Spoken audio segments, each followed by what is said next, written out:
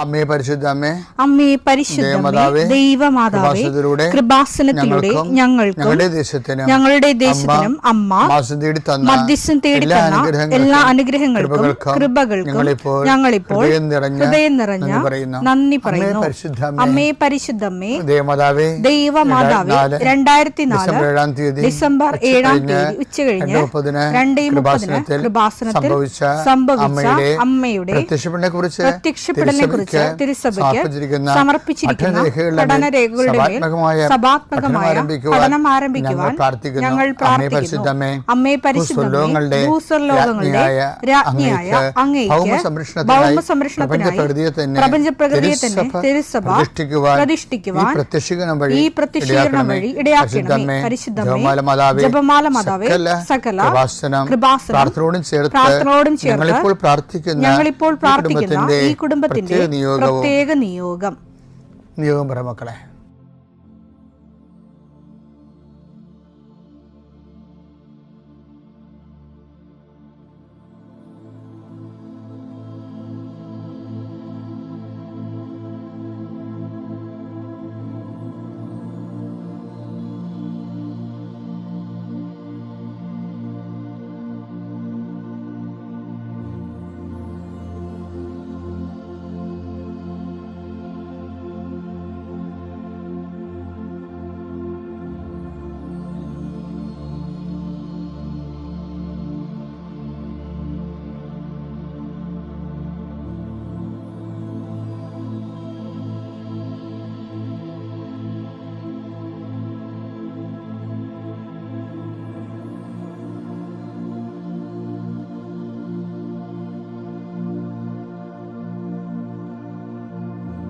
അമ്മയുടെ പ്രത്യക്ഷീകരണത്തിന്റെ ഈ അനുഗ്രഹവേളയിൽ ഞങ്ങൾക്ക് സാധിച്ചു തരുവാൻ കനിയണമേ. ആമേൻ. വിശ്വാസ പ്രമാണം.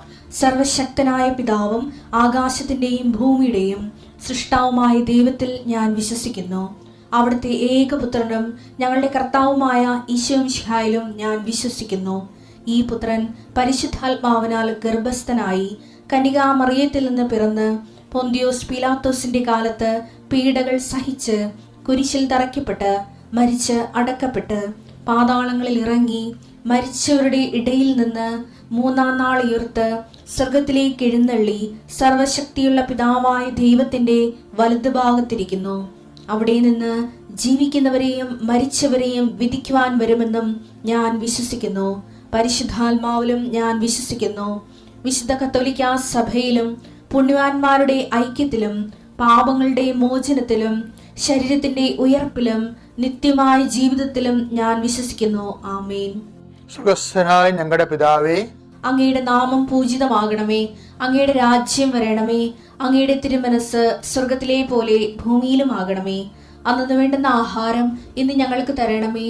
ഞങ്ങളോട് തെറ്റ് ചെയ്യുന്നവരോട് ഞങ്ങൾ ക്ഷമിക്കുന്നത് പോലെ ഞങ്ങളുടെ തെറ്റുകൾ ഞങ്ങളോടും ക്ഷമിക്കണമേ.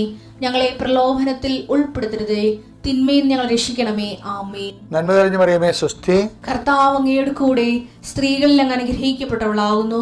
അങ്ങയുടെ ഉദരത്തിൻ ഫലമായി ഈശോ അനുഗ്രഹിക്കപ്പെട്ടവനാകുന്നു.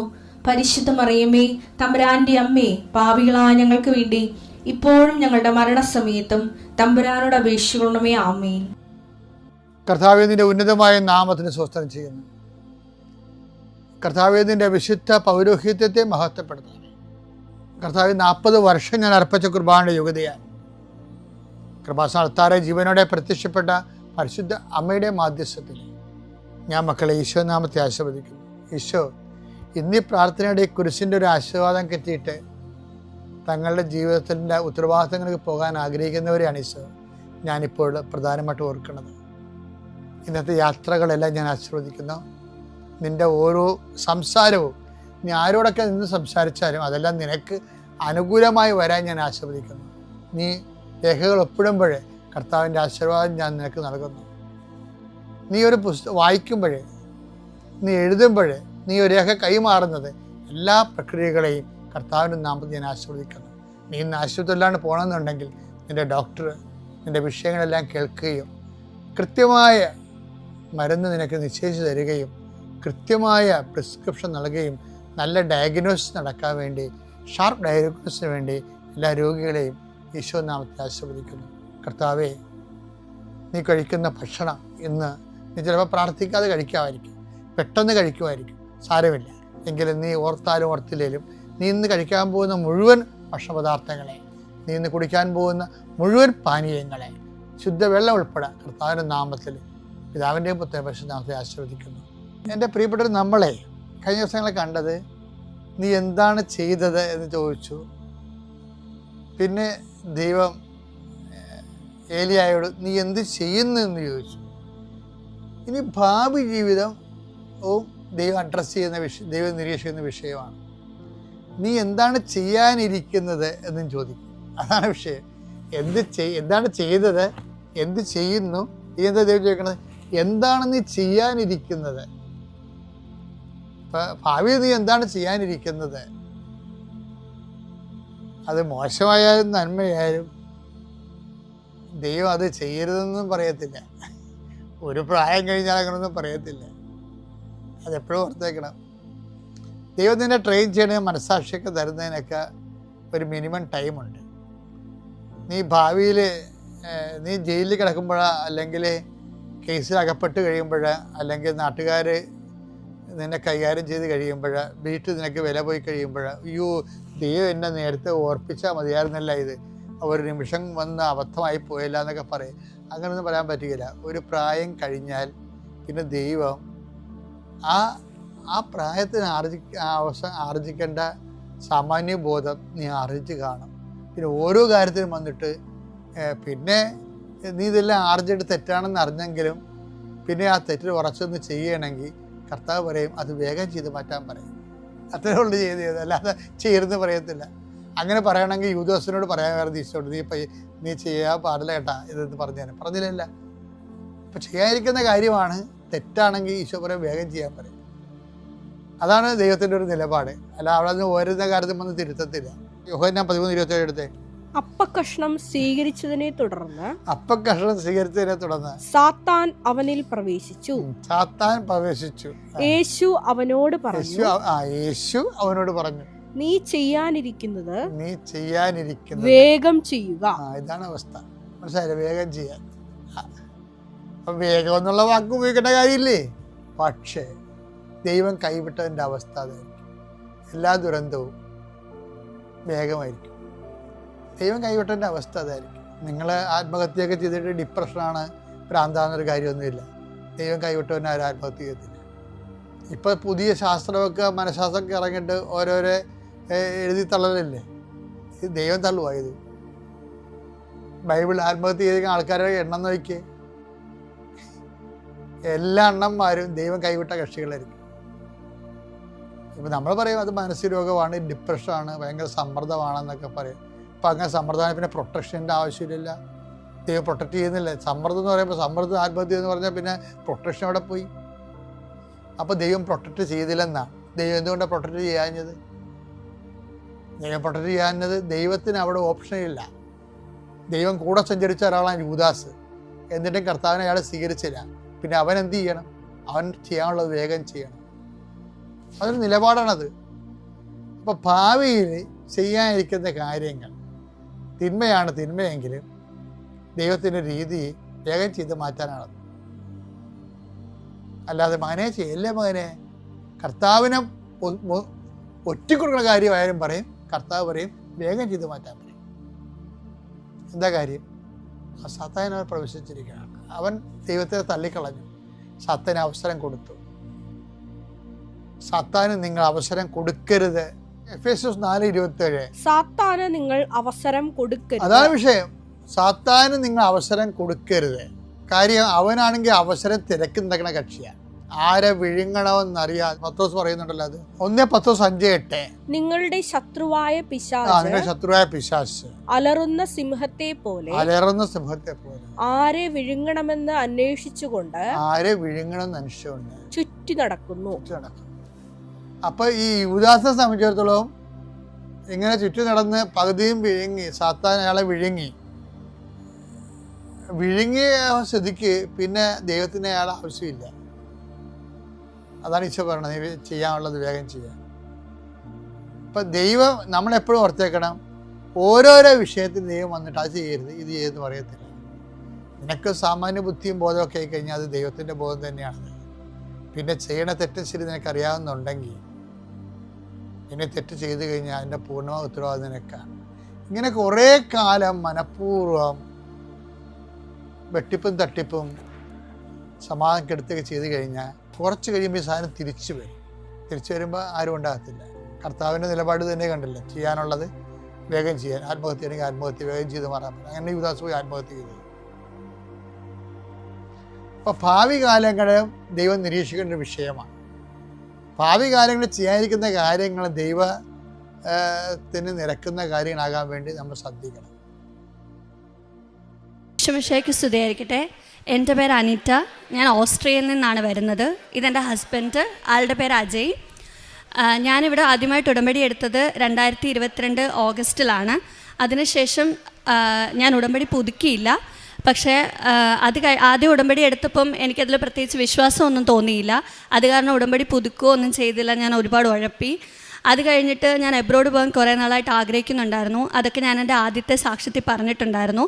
ഇവിടെ വന്ന് സാക്ഷ്യം പറഞ്ഞതിന് ശേഷമാണ് ഞാൻ ഓസ്ട്രിയ എന്ന കൺട്രിയിലേക്ക് പോകുന്നത്. ഞാൻ അവിടെ വിയന്ന എന്ന രാജ്യത്താണ്, ഓസ്ട്രിയയുടെ ക്യാപിറ്റലായ വിയന്നയിലാണ്. ഞാൻ ഇവിടുന്ന് സ്റ്റുഡൻറ്റ് വിസയിലാണ് പോകുന്നത്. അപ്പം IELTS ആദ്യം കിട്ടാഞ്ഞപ്പോഴാണ് ഞാൻ ആക്ച്വലി ഉടമ്പടി പുതുക്കിയത്. അങ്ങനെ ആദ്യത്തെ സാക്ഷ്യത്തിൽ ഞാനതെല്ലാം വളരെ വ്യക്തമായിട്ട് പറഞ്ഞിട്ടുണ്ട്. അങ്ങനെ ഞാനിവിടുന്ന് മാതാവിനോട് പ്രാർത്ഥിച്ച് എനിക്ക് ഓസ്ട്രിയയിൽ ഒരു നല്ല അക്കോമഡേഷൻ വേണമെന്ന് പ്രാർത്ഥിച്ച് ആണ് ഞാൻ ഇവിടുന്ന് പോയത്. മാതാവിനോട് പ്രാർത്ഥിച്ച പോലെ തന്നെ മാതാവ് എനിക്ക് മുന്നേ പോയി ഓസ്ട്രിയയിൽ വളരെ നല്ലൊരു അക്കോമഡേഷൻ, അതും ഒരു മലയാളി ഫാമിലിയുടെ കൂടെ എനിക്ക് അക്കോമഡേഷൻ റെഡിയാക്കി. ഒരു ചേച്ചിയും കുഞ്ഞും മാത്രമാണ്. അവരുടെ കൂടെ ആയതുകൊണ്ട് തന്നെ ഞാൻ വീട്ടിൽ നിന്ന് മാറി നിൽക്കുന്ന ഒരു ഫീലൊന്നും എനിക്കില്ലായിരുന്നു. ഞാൻ ഒരുപാട് അനുഗ്രഹിക്കപ്പെട്ട ഒരു ഫീലായിരുന്നു എനിക്ക്. എൻ്റെ എല്ലാ കാര്യങ്ങൾക്കും ചേച്ചി എൻ്റെ കൂടെ ഉണ്ടായിട്ടുണ്ടായിരുന്നു. അതൊരു വലിയ ബ്ലെസ്സിങ് ആണ്. അവിടെ സ്റ്റുഡൻ്റായിട്ട് ചെല്ലുമ്പോൾ നമുക്ക് കിട്ടാവുന്ന ഏറ്റവും വലിയൊരു ബ്ലെസ്സിങ് ആണ് നമ്മുടെ വീട്, അല്ലെങ്കിൽ നമുക്കൊരു ഫാമിലി സപ്പോർട്ട് പോലെ തന്നെ നമ്മുടെ കൂടെ ഒരാളുണ്ടാവുക എന്നുള്ളത്. അവിടെ ഹോസ്പിറ്റൽ എമർജൻസി ആയിക്കോട്ടെ, എന്ത് കാര്യത്തിനും ചേച്ചി എൻ്റെ കൂടെ ഉണ്ടായിട്ടുണ്ട്. അപ്പോൾ അത് കാരണം ഈ 1.5 വർഷക്കാലം ഞാൻ ഒരു കാര്യങ്ങൾക്കും, ഒരു സ്റ്റുഡൻറ്റ് ബുദ്ധിമുട്ടുന്ന ഒരു ബുദ്ധിമുട്ടുകളും എനിക്കുണ്ടായിട്ടില്ല. എന്നെ അറിയാവുന്നവരാണെങ്കിലും ആര് വിളിച്ചാലും എന്നോട് ചോദിക്കുമ്പോൾ ഞാൻ ദൈവാനുഗ്രഹിച്ച് ഞാൻ സുഖമായിട്ടിരിക്കുന്നു എന്നേ എനിക്ക് പറയാൻ പറ്റിയിട്ടുള്ളൂ. അത് കഴിഞ്ഞിട്ട് അവിടെ ഞാൻ എത്തി. ചേച്ചിയെ പറ്റിയാണ് എനിക്ക് പറയാനുള്ളത്. അതെൻ്റെ ഒരു മാതാവ് എനിക്ക് തന്ന വലിയൊരു അനുഗ്രഹമായിരുന്നു. അപ്പോൾ ഇവിടുന്ന് പോകുമ്പോൾ നമുക്കറിയാം, സ്റ്റുഡൻ്റായിട്ട് പോകുന്ന എല്ലാവരും കഷ്ടപ്പെടുന്ന ഒരു പാർട്ട് ടൈം ജോലി കിട്ടാനാണ്. അപ്പോൾ ഞാനും ഒരുപാട് വിഷമിച്ചാൽ പോയി. എൻ്റെ കാലിനൊരു സർജറി കഴിഞ്ഞതാണ്. അപ്പോൾ എനിക്ക് ഒരുപാട് ലോങ് സ്റ്റാൻഡിങ് ആയിട്ടുള്ള ജോലി പറ്റില്ല. അപ്പോൾ സ്റ്റുഡൻസ് യൂഷ്വലി മക്ഡൊണാൾഡ്സ് അല്ലെങ്കിൽ KFCയിലാണ് ചെന്ന് കഴിയുമ്പോൾ ജോലി കിട്ടുന്നത്. പക്ഷേ ഞാനിവിടുന്ന് ഉടമ്പടി കാശുരൂപവും ഉടമ്പടി ഉപ്പും തൈലവും എല്ലാമായിട്ടാണ് പോയത്. അപ്പോൾ ഏത് ഇൻ്റർവ്യൂവിന് പോയാലും ഞാൻ കാശുരൂപം കയ്യിൽ പിടിക്കും, ഉപ്പ് കൊണ്ടുപോകും. അങ്ങനെ ഞാൻ 2 ഇൻ്റർവ്യൂവിന് പോയി. ആദ്യത്തെ ഇൻ്റർവ്യൂവിന് പോയപ്പോൾ ഞാൻ ഉപ്പിടാൻ മറന്നുപോയി. അപ്പോഴേ എനിക്ക് മനസ്സിലായി എനിക്ക് ആ ജോലി കിട്ടത്തില്ല എന്ന്. അതും എൻ്റെ ഒരു ഫീൽഡിൽ തന്നെ ഉള്ളതായിരുന്നു. ഞാനിവിടെ MBA പഠിച്ചിട്ടാണ് പോയത്. ഞാൻ 4 വർഷം അനലിസ്റ്റായിട്ട് വർക്ക് ചെയ്തു. പിന്നെ ഞാൻ പോയത് വേറൊരു കോഴ്സ് എടുത്തിട്ടാണ്. എൻ്റെ ഇതുമായിട്ട് ഒരു ബന്ധമില്ലാത്തൊരു കോഴ്സ്, അവിടെ പോകണമെന്നുള്ളൊരു ആഗ്രഹത്തിനൊരു കോഴ്സ് എടുത്താണ് പോയത്. പക്ഷെ ചെന്നപ്പോൾ എനിക്ക് മനസ്സിലായി നമ്മുടെ സെയിം ഫീൽഡിൽ പഠിച്ചാലേ സെയിം ഫീൽഡിലുള്ള ജോലി നമുക്ക് കിട്ടുകയുള്ളെന്ന്. അങ്ങനെ ഞാൻ ഇൻ്റർവ്യൂസ് അറ്റൻഡ് ചെയ്യാൻ പോയി. അപ്പം എൻ്റെ ഒരു ഫ്രണ്ടിൻ്റെ റെഫറൻസ് ത്രൂ എനിക്ക് ഞാൻ ലിങ്ക്ഡിൻ ത്രൂ അപ്ലൈ ചെയ്തു. പക്ഷേ റെസ്പോൺസ് ഒന്നും വന്നില്ല. ഒരു റെഫറൻസ് ത്രൂ എനിക്കൊരു ജോലി വന്നു, ഒരു ഇൻ്റർവ്യൂ. ഞാനപ്പോൾ ചെല്ലുന്നത് സെപ്റ്റംബറിൽ. എനിക്ക് ഡിസംബർ 2-ാം തീയതി പുള്ളി ഇൻ്റർവ്യൂവിന് വിളിക്കുകയും ഞാൻ അവിടെ ചെന്ന് ഉപ്പിട്ട് പ്രാർത്ഥിക്കുകയും കാശുരൂപം കൊണ്ടുപോവുകയും ചെയ്തു. അപ്പോൾ പുള്ളി എന്നോട് പറഞ്ഞു, നിനക്ക് ജോലി തരാം. ജർമ്മൻ ലാംഗ്വേജ് ഇല്ലാതെ അവിടെ ഒരു ജോലി, പ്രത്യേകിച്ചൊരു സ്റ്റുഡൻറ്റിന് കിട്ടുക എന്ന് പറഞ്ഞാൽ അത് വളരെ ബുദ്ധിമുട്ടാണ്. അപ്പോൾ ഞാൻ ഉടമ്പടി ഉപ്പിട്ട് പ്രാർത്ഥിച്ചതിൻ്റെ ഫലമായിട്ട് എൻ്റെ ഇംഗ്ലീഷ് സ്പീക്കിംഗ് സ്കിൽസ് വെച്ചിട്ട് പുള്ളി എന്നെ സെലക്ട് ചെയ്തു. ജർമ്മൻ വേണ്ടതെന്ന് ഞാൻ അങ്ങോട്ട് ചോദിച്ചപ്പോൾ പുള്ളി പറഞ്ഞു, ഇപ്പോൾ കുഴപ്പമില്ല, നമുക്ക് ഇംഗ്ലീഷ് വെച്ച് സ്റ്റാർട്ട് ചെയ്യാം, നീ പയ്യെ പഠിച്ചാൽ മതി എന്ന് പറഞ്ഞു. അങ്ങനെ 8 അവേഴ്സേ ഉള്ളായിരുന്നെങ്കിൽ പോലും സ്റ്റുഡൻറ്റ് ലൈഫിലിരിക്കുമ്പം എനിക്ക് കിട്ടിയ മാതാവിൻ്റെ ഏറ്റവും വലിയൊരു റെക്കമെൻഡേഷനായിരുന്നു എൻ്റെ വർക്ക് ഫ്രം ഹോം ജോലിയായിരുന്നു. ഇവിടുന്ന് ചെല്ലുമ്പോൾ അറിയാം ക്ലൈമറ്റൊക്കെ ആയിട്ട് യൂസ്ഡ് ആകാൻ കുറച്ച് സമയം എടുക്കും. പക്ഷേ ആ വിൻ്ററിൻ്റെ സമയത്തും തണുപ്പത്തും ഒന്നും ജോലിക്ക് പുറത്തു പോലും പോവേണ്ട അവസ്ഥ എനിക്ക് വന്നില്ല. വീട്ടിൽ തന്നെ ഇരുന്ന് 8 hours ആണെങ്കിൽ പോലും അത്യാവശ്യം 8 hours നല്ലൊരു പേ, എനിക്ക് അവിടുത്തെ ചിലവുകൾ മാനേജ് ചെയ്യാൻ പറ്റുന്ന പോലെ ഒരു 8 hours സീനിയർ കൺസൾട്ടൻ്റ് എന്ന പൊസിഷനിലേക്ക് എനിക്കൊരു ജോലി ലഭിച്ചു. അതാണ് എൻ്റെ ആദ്യത്തെ സാക്ഷ്യം. അതാണ് എൻ്റെ രണ്ടാമത്തെ സാക്ഷ്യം. പിന്നീട് എനിക്ക് പറയാനുള്ളത്, അത് കഴിഞ്ഞ് ഞാൻ ആ ജോലിയിൽ നന്നായിട്ട് പോകുമായിരുന്നു. പെട്ടെന്ന് ഒരു ദിവസം യൂണിവേഴ്സിറ്റിയിൽ നിന്ന് ഞാൻ തിരിച്ചു വന്നപ്പം ഞങ്ങൾക്കൊരു മീറ്റിംഗ് ഉണ്ടായിരുന്നു. ആ മീറ്റിങ്ങിൽ പുള്ളി ഇങ്ങനെ പറഞ്ഞു, പുള്ളിക്ക് ജർമ്മൻ അറിയാത്തവരെ പുള്ളിക്ക് കണ്ടിന്യൂ ചെയ്യാൻ പറ്റത്തില്ല, കാര്യം പുള്ളിയുടെ ഇംഗ്ലീഷ് ക്ലയൻസൊക്കെ പോയി എന്ന് പറഞ്ഞു. അപ്പം ഞാൻ ഈശോയുടെ രൂപം നോക്കി ഒരുപാട് കരഞ്ഞു. കാര്യം എനിക്കാണ് ലോങ് സ്റ്റാൻഡിങ് ജോലിക്ക് പോകാൻ പറ്റത്തില്ല. ഇതായിരുന്നു ആകെയുള്ളൊരു ഹോപ്പ്. പുള്ളി അവേഴ്സ് കൂട്ടി തരുമെന്നായിരുന്നു എൻ്റെ പ്രതീക്ഷ. പക്ഷേ 8 hours എന്നുള്ളത് ജോലി ഇല്ലാത്തൊരവസ്ഥയിലേക്ക് എത്തി. പക്ഷെ അപ്പോഴും ഞാൻ ഈശോയെ തള്ളി പറഞ്ഞില്ല. ഞാൻ ബൈബിൾ എടുത്ത് വെച്ചിട്ട് കരഞ്ഞു പ്രാർത്ഥിച്ചു. പക്ഷെ ഞാൻ ഈശോയോട് പറഞ്ഞത്, ഞാൻ ഉടമ്പടി എടുത്താണ്, അപ്പോൾ എനിക്ക് ഉറപ്പുണ്ട് ഈ ജോലി പോയാൽ വേറെ ഇതിനേക്കാൾ നല്ലൊരു ജോലി എനിക്ക് ഈശോയും മാതാവും കൊണ്ടുതരും. അത് കാരണം ഞാൻ ഈശോയെ ഒരിക്കലും തള്ളി പറഞ്ഞില്ല. ഞാൻ ഈശോയ്ക്ക് നന്ദി പറഞ്ഞു എൻ്റെ ആ ജോലി പോയതിന്. ഞാൻ ഈശോയോട് പറഞ്ഞു, ഈശോ ഐ ട്രസ്റ്റ് യു, എനിക്ക് ഉറപ്പുണ്ട് ഈ ജോലിക്ക് പകരം എനിക്ക് നല്ലൊരു ജോലി നീ തരുമെന്ന്. അപ്പം ഓസ്ട്രേലിയയിൽ വെച്ചാൽ നമുക്ക് 14 months സാലറിയാണ്, 2 മാസം നമുക്ക് ഡബിൾ പേയ്മെൻ്റ് ഉണ്ട്. അപ്പോൾ എൻ്റെ കറക്റ്റ് ഡബിൾ പേയുടെ സമയത്താണ് പുള്ളിക്കാരൻ എന്നോട് കോൺട്രാക്റ്റ് എൻഡ് ചെയ്യാന്ന് പറയുന്നത്. അപ്പം ഞാൻ മാതാവിനോട് പ്രാർത്ഥിച്ചു, കാര്യം നമ്മൾ സ്റ്റുഡൻ്റാണ്, ചെന്നതേ ഉള്ളൂ, ഫീസ് അടയ്ക്കണം, ഫണ്ടിന് ഒരുപാട് ബുദ്ധിമുട്ടുള്ള സമയമാണ്. അപ്പം ഈശോയോട് ഞാൻ ഒരുപാട് പ്രാർത്ഥിച്ചു. അപ്പോൾ പുള്ളി എന്നോട് പറഞ്ഞു, നിനക്ക് ഞാൻ 2 മാസം കൂടെ എക്സ്റ്റെൻഡ് ചെയ്തു തരാം, അതായത് മെയിലെ ഡബിൾ സാലറി എനിക്ക് കിട്ടുന്നത് പോലെ. അവേഴ്സ് കുറവായതുകൊണ്ട് തന്നെ ഡബിൾ സാലറി എന്ന് പറയുമ്പോൾ നമുക്ക് വലിയ എമൗണ്ട് അല്ലെങ്കിൽ പോലും കിട്ടിയത് വെച്ച് നോക്കുമ്പോൾ എനിക്ക് ആ ഡബിൾ പേയ്മെൻറ്റ് പുള്ളിക്ക് തരാതിരിക്കാം. പക്ഷെ മാതാവ് ഇടപെട്ടാണെന്ന് തോന്നുന്നു, എനിക്ക് ആ ഡബിൾ പേയ്മെൻറ്റും പുള്ളി തന്നു. വളരെ സ്നേഹമായിട്ട് പുള്ളി, നീ നല്ല രീതിയിൽ വർക്ക് ചെയ്തുകൊണ്ട് ഞാൻ നിനക്ക് എക്സ്റ്റൻഷൻ തരാമെന്ന് പറഞ്ഞ് ഒരു 2 months എനിക്ക് വേറെ ജോലി തപ്പാനുള്ള ഒരു സമയം തന്നു. അത് ഒരു വലിയ അനുഗ്രഹമായിട്ട് ഞാൻ കാണുന്നു. കാര്യം ഓസ്ട്രിയൻസ് എന്ന് പറഞ്ഞാൽ ഏറ്റവും സ്ട്രിക്റ്റ് ആയിട്ടുള്ള ആൾക്കാരാണ്, അത്രയും ഫ്രണ്ട്ലി ആയിട്ടുള്ളവരല്ല. അപ്പം അങ്ങനെ ഒരു കമ്മ്യൂണിറ്റിയിൽ നിന്ന് അത്രയും ഫ്രണ്ട്ലി ആയിട്ട് എന്നോട് സംസാരിക്കാനും എന്നെ ഒരുപാട് കംഫർട്ടബിൾ ആക്കിയ ഒരു മാനേജറാണ്. അപ്പം അങ്ങനെ ഒരു നല്ല സ്ഥാപനത്തിൽ വർക്ക് ചെയ്യുവാനും അത് ജോലി പോയിട്ട് ഒരു എക്സ്റ്റെൻഡ് ചെയ്ത് കിട്ടുവാനും മാതാവിൻ്റെ ഉടമ്പടി ഉപ്പിൻ്റെ ശക്തിയായിട്ട് ഞാൻ കാണുന്നു. അതുപോലെ തന്നെ അത് കഴിഞ്ഞ് എൻ്റെ ജോലി തീരാറായപ്പോൾ തന്നെ പുള്ളി എന്നോട് പറഞ്ഞു, വെക്കേഷൻ കിടപ്പുണ്ട്, അപ്പം നീ 1 മാസം വർക്ക് ചെയ്യണ്ട, വെക്കേഷനായിട്ട് എടുത്തോ, പക്ഷെ സാലറി ഞാൻ തരാമെന്ന്. അപ്പോൾ ജോലി പോലും ചെയ്യാതെ ആക്ച്വലി 1 മാസം എനിക്ക് ശമ്പളം കിട്ടി. അതൊക്കെ മാതാവിൻ്റെ ഒരു വലിയ അനുഗ്രഹമായിട്ടാണ് കാണുന്നത്. കാര്യം സ്റ്റുഡൻസിൻ്റെ കമ്മ്യൂണിറ്റിയിൽ പോകുമ്പോൾ അവരോട് സംസാരിക്കുമ്പം എല്ലാവരും എന്നോട് ചോദിക്കുമായിരുന്നു, എങ്ങനെയാണ് ജർമ്മൻ പോലും ഇല്ലാതെ വർക്ക് ഫ്രം ഹോം ജോബ് കിട്ടിയത്? അപ്പം ഞാൻ പറയുമായിരുന്നു, എനിക്കത് മാതാവ് വാങ്ങിച്ചു തന്ന ജോലിയാണ്. ഇപ്പോഴും ഞാൻ പറയുന്നു, അതെനിക്ക് ഞാൻ ഉടമ്പടി എടുത്തിട്ട് പോയതിൻ്റെ അനുഗ്രഹത്തിൽ എൻ്റെ പ്രാർത്ഥന കൊണ്ട് മാത്രം എനിക്ക് കിട്ടിയൊരു വലിയ ബോണസ് പോയിൻ്റാണതെന്ന്. അതിനുശേഷം ഞാനിങ്ങനെ ജോലി അന്വേഷിച്ച് നടക്കുമ്പോഴാണ് ഒരു ഏഷ്യൻ സൂപ്പർ മാർക്കറ്റ് ഉണ്ട്, നമ്മൾ മലയാളികളുടെ തന്നെ. അപ്പം ഞാൻ സാധനം വാങ്ങാൻ പോയതാണ്. അപ്പോൾ എൻ്റെ ഉടമ്പടി കാശ് രൂപമുണ്ട്. ഞാനിങ്ങനെ പ്രാർത്ഥിച്ചു പോയപ്പം അവിടുത്തെ അങ്കിൾ എന്നോട് ചോദിച്ചു, എന്തെങ്കിലും ഹെൽപ്പ് വേണമെന്ന് എന്നോട് ഇങ്ങോട്ട് ചോദിച്ചു. അപ്പോൾ ഞാൻ പുള്ളിനോട് അങ്ങോട്ട് സംസാരിച്ചിട്ടില്ല, ജസ്റ്റ് നോക്കിയത് മാത്രമേ ഉള്ളൂ.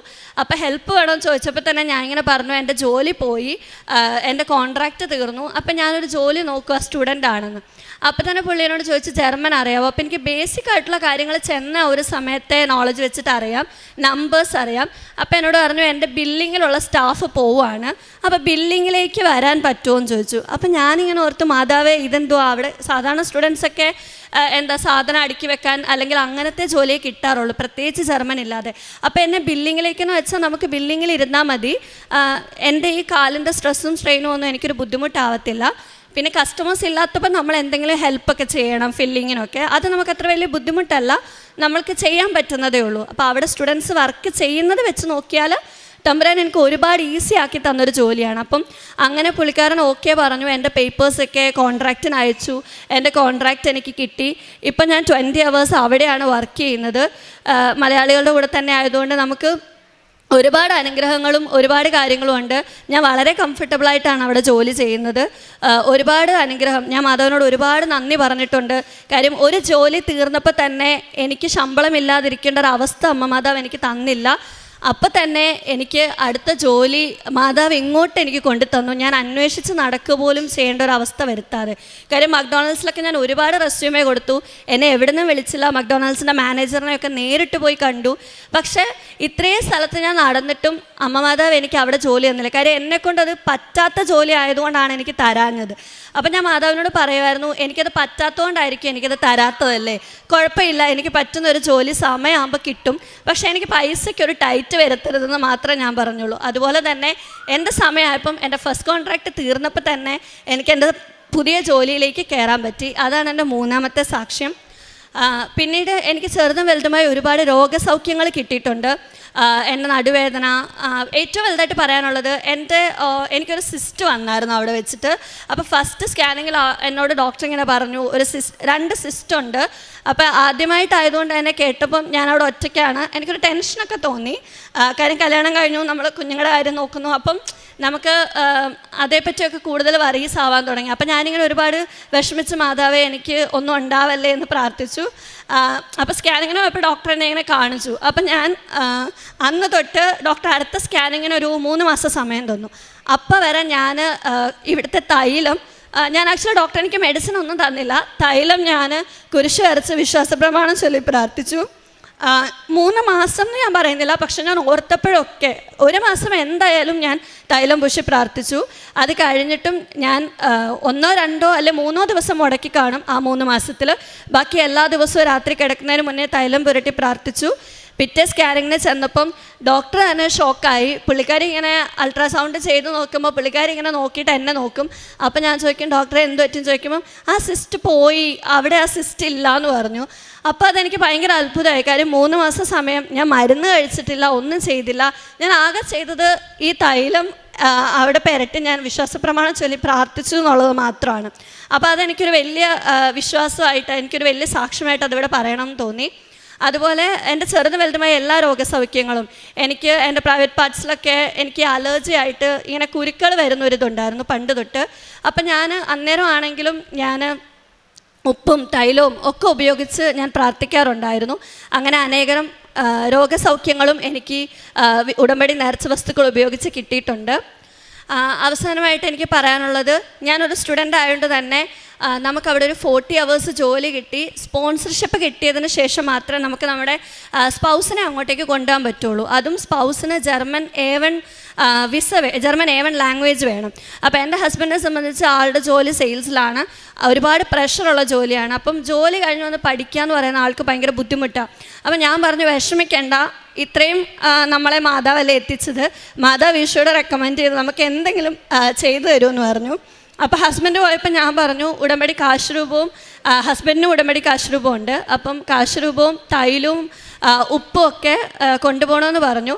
അപ്പോൾ നമ്മളെടുത്തപ്പോൾ തന്നെ നമുക്ക് വിസയ്ക്ക് അപ്പോയിൻമെൻറ്റ് കിട്ടി.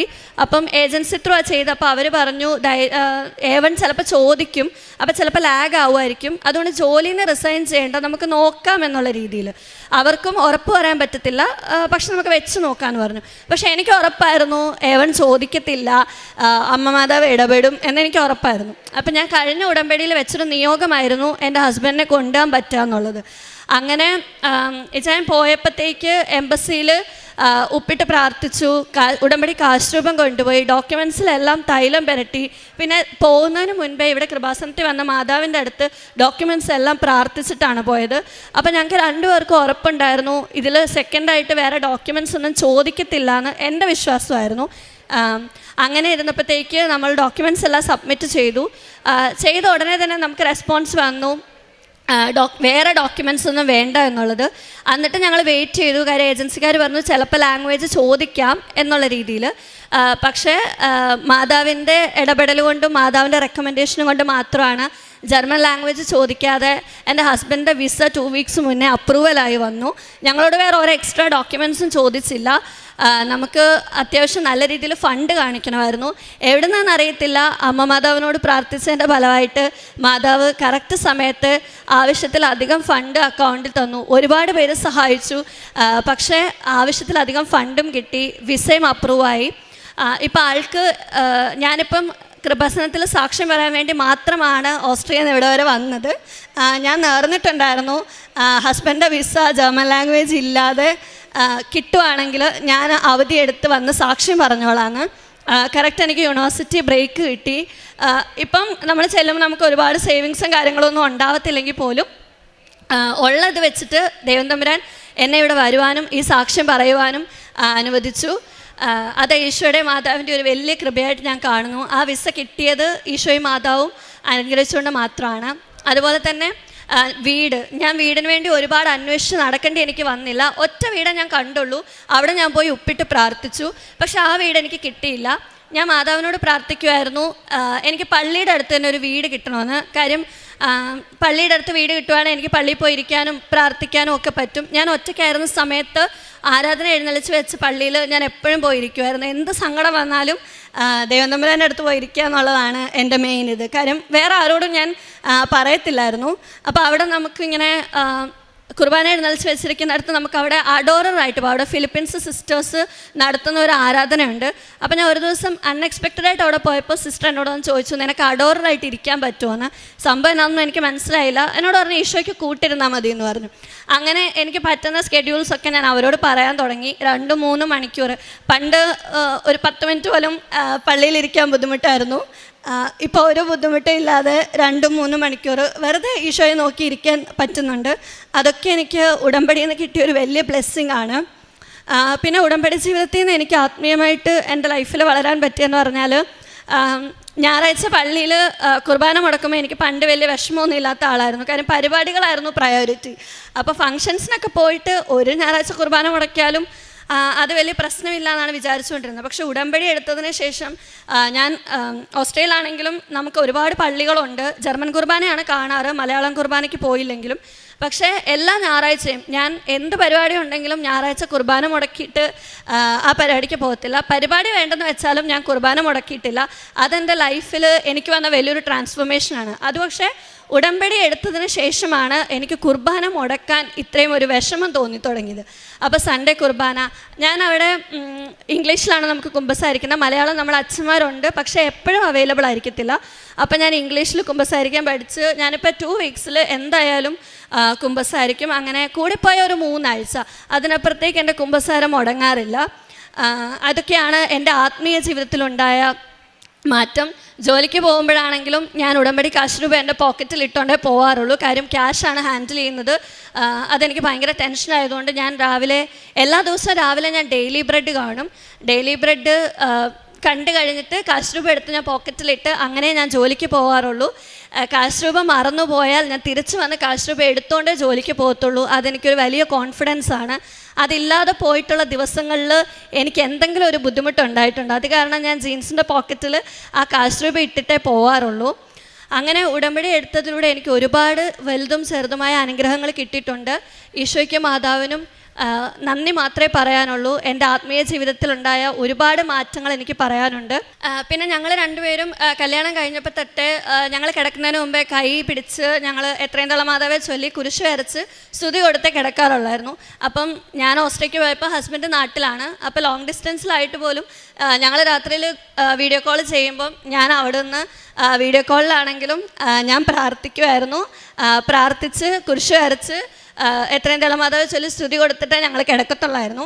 അപ്പോൾ ഈ 1.5 വർഷക്കാലം ഞങ്ങളുടെ റിലേഷൻഷിപ്പ് ഒരുപാട് സ്ട്രോങ് ആയിട്ട് വളർന്നു. ഞങ്ങൾ ഒരുപാട് സ്നേഹം കൂടിയ പോലെ ഞങ്ങൾക്ക് തന്നെ തോന്നി തുടങ്ങി. അപ്പം ഈശോയുടെയും മാതാവിൻ്റെ ഇടപെടലും കൊണ്ട് ആ 1.5 വർഷക്കാലം ഞങ്ങൾ ഒന്നിച്ചല്ലായിരുന്നെങ്കിലും ഒന്നിച്ചായിരുന്ന പോലെ തന്നെയുള്ളൊരു ഫീലായിരുന്നു. അത് ഈശോയും മാതാവും ഞങ്ങൾക്ക് തന്ന വലിയൊരു അനുഗ്രഹം. ആ പ്രാർത്ഥനയുടെ ബലത്തിലാണ് ഞങ്ങൾ രണ്ടുപേരും ഒരുപാട് സപ്പോർട്ടീവായിട്ട് ടൈം സോണിൻ്റെ ഡിഫറൻസ് ഉണ്ടായിട്ടും ഞങ്ങളുടെ ഇടയ്ക്ക് ഞങ്ങൾ തമ്മിൽ വഴക്കിട്ടിരിക്കുന്നത് വളരെ കുറവാണ്. സാധാരണ ലോങ് ഡിസ്റ്റൻസിലൊക്കെ ഒരുപാട് വഴക്കുകളും ബുദ്ധിമുട്ടുകളും വരേണ്ടതാണ്. പക്ഷേ ഞങ്ങൾ അതുപോലെ പ്രാർത്ഥിച്ച് അത്രയും സ്ട്രോങ് ആയിട്ട് മുന്നോട്ട് പോകുന്നത് ഈശോയുടെയും മാതാവിൻ്റെയും അനുഗ്രഹം കൊണ്ട് മാത്രമാണ്. ഇപ്പം എൻ്റെ ഹസ്ബൻഡിൻ്റെ വിസ വന്നു, പക്ഷേ ആൾക്ക് ജോലിയിൽ നിന്ന് റിലീവിങ് കിട്ടിയിട്ടില്ല. ഞാൻ ഫെബ്രുവരി 26 തിരിച്ചു പോകും. അപ്പം ഏർലി റിലീവിങ് കിട്ടാനും ഞങ്ങൾക്ക് ഒരുമിച്ച് പോകാൻ പറ്റുന്നതെന്ന് മാത്രമാണ് മാതാവിനോട് ഇപ്പോൾ ഉള്ള പ്രാർത്ഥന. എൻ്റെ നിയോഗങ്ങൾ ഞാനിപ്പോൾ ഉടമ്പടി പുതുക്കി. എൻ്റെ നിയോഗങ്ങൾ സാധിച്ചു കിട്ടുന്നതിനേക്കാളും എനിക്കിപ്പോൾ കിട്ടിയ ഈശോയെയും മാതാവിനെയും കളയാതെ ഈ പ്രെയർ ലൈഫ് മുന്നോട്ട് കൊണ്ടുപോകണം എന്നാണ്. കാര്യം ഉടമ്പടി എടുത്തപ്പം 90 ദിവസം ഇതെങ്ങനെ പ്രാർത്ഥിക്കും, 90 ദിവസം ഇതെങ്ങനെ കൊണ്ടുപോകും എന്നതായിരുന്നു എൻ്റെ ഡൗട്ട്. പക്ഷേ ഇപ്പോൾ അതെൻ്റെ ഒരു ഡെയിലി റുട്ടീൻ പോലെയാണ്. രാവിലെ എണീക്കുന്നു, പ്രാർത്ഥിക്കുന്നു, ഡെയിലി ബ്രെഡ് കാണുന്നു, ജോലിക്ക് പോകുന്നു. അതെൻ്റെ ഒരു ഡെയിലി റുട്ടീൻ പോലെയായി. അതുകൊണ്ട് തന്നെ ഇനിയിപ്പോൾ ഉടമ്പടി ഇല്ലാതെ ജീവിക്കുക എന്നുള്ളത് ബുദ്ധിമുട്ടാണ്. അപ്പം എങ്ങനെ ഉടമ്പടിയിൽ ജീവിക്കുമെന്ന് വിചാരിച്ചുകൊണ്ടിരുന്ന എന്നെ ഈശോയും മാതാവും ഉടമ്പടി ഇല്ലാതെ ജീവിക്കാൻ പറ്റാത്ത ഒരു ഇതിലെത്തിച്ചിട്ടുണ്ട്. അതും ഞാൻ ഈശോയുടെ മാതാവിൻ്റെ ഒരു വലിയ അനുഗ്രഹമായിട്ട് കാണുന്നു. ഡെയിലി ബ്രെഡ് കാണാതെ ഒരു ദിവസം പോലും ഞാൻ ജോലിക്ക് പോകാറില്ല. ഹസ്ബൻഡ് വന്നു കഴിഞ്ഞിട്ടാണെങ്കിലും ഞങ്ങൾ ഒരുമിച്ച് പ്രാർത്ഥിക്കണമെന്നും ചൊവ്വാഴ്ച ധ്യാനം കൂടണമെന്നും ഞാൻ എപ്പോഴും പറയാറുണ്ട്. അപ്പം എനിക്ക് കിട്ടിയ എല്ലാ നന്മകൾക്കും ഈശോയ്ക്കും മാതാവിനും ഒരുപാട് നന്ദി. ഇനിയും അവിടെ ചെന്നും ഈ പ്രെയർ ലൈഫ് ഞങ്ങൾക്ക് ഒരുമിച്ച് കണ്ടിന്യൂ ചെയ്യുവാനും ഇനി ഒരുപാട് സാക്ഷ്യങ്ങൾ ഈ ആൾത്താരെ വന്ന് പറയുവാനും ഈശോയും മാതാവും ഞങ്ങളെ അനുഗ്രഹിക്കട്ടെ എന്ന് പ്രാർത്ഥന. ഈ ആൾത്താരെ വന്നിരിക്കാൻ ഭാഗ്യം ലഭിച്ചതിൽ ഞാൻ കോടാനുകൂടി നന്ദി പറയുന്നു. എൻ്റെ പേര് അംബിക, ഞാൻ കൊല്ലത്ത് നിന്നും വരുന്നു. ഞാൻ ഹിന്ദുവാണ്. 12 വർഷമായി ഞാൻ ഭവനത്തിന് വേണ്ടി ആഗ്രഹിച്ചു. അത് നടന്നതിനെക്കുറിച്ച് സാക്ഷ്യം ലഭിച്ചതിനെക്കുറിച്ച് പറയാനാണ് വന്നത്. ആദ്യമായിട്ട് ഞാൻ കൃപാസനത്തിൽ വരുന്നത് 2022 ഓഗസ്റ്റ് മാസത്തിലാണ്. എന്നെ ഒരു ഫ്രണ്ടും ഫാമിലിയാണ് എന്നെ ഇവിടെ ആദ്യമായി കൊണ്ടുവന്നത്. പിന്നെ അടുത്ത മാസം 2022 സെപ്റ്റംബർ 19 വന്ന് ഉടമ്പടി എടുത്തു. ഒരു ഭവനത്തിന് വേണ്ടിയിട്ടാണ് ഞാൻ ആഗ്രഹിച്ചത്. ഞങ്ങൾക്ക് സ്വന്തമായിട്ട് വീടും വസ്തുവൊക്കെ ഉണ്ടായിരുന്നു. അത് പക്ഷേ ഒരു ബിസിനസ്സൊക്കെ നടത്തി അത് നഷ്ടപ്പെട്ടു. അങ്ങനെ ഞങ്ങൾ വാടകയ്ക്ക് താമസിച്ചുകൊണ്ടിരുന്ന സമയത്താണ് എൻ്റെ അമ്മ മരിച്ചു. അപ്പോൾ കുടുംബത്തിൽ അമ്മ മാത്രമേ ഉള്ളായിരുന്നു. അപ്പം മരണത്തിന് വന്നപ്പം എല്ലാം കൂടെ പറഞ്ഞു, കുടുംബ വീട്ടിൽ താമസിച്ചോ, നിങ്ങൾക്ക് ആ 5 സെൻറ്റും വീടും കൂടെ എഴുതി തരാമെന്ന് പറഞ്ഞു. പക്ഷേ 6 മാസത്തിനൊക്കെ എഴുതി തരാമെന്നാണ് പറഞ്ഞത്. പക്ഷേ 6 വർഷവും 12 വർഷം കഴിഞ്ഞിട്ടും നടന്നില്ല. ആ സമയത്താണ് ഈ ഫ്രണ്ട് എൻ്റെ കടയിൽ വരികയും എന്നോട് കൃപാസനത്തെക്കുറിച്ച് പറയുകയും ചെയ്തത്. അങ്ങനെ ഞങ്ങൾ ഇവിടെ വന്ന് ഉടമ്പടി എടുത്ത് 3 മാസം കഴിഞ്ഞ് 5 ദിവസം കഴിഞ്ഞപ്പം എനിക്ക് ആ വീടും വസ്തുവും എഴുതി തന്നു. അത് ഞാൻ നേർച്ച വസ്തുക്കളൊക്കെ ഉപയോഗിച്ച് പരിശുദ്ധ ഉപ്പ് വിതറി.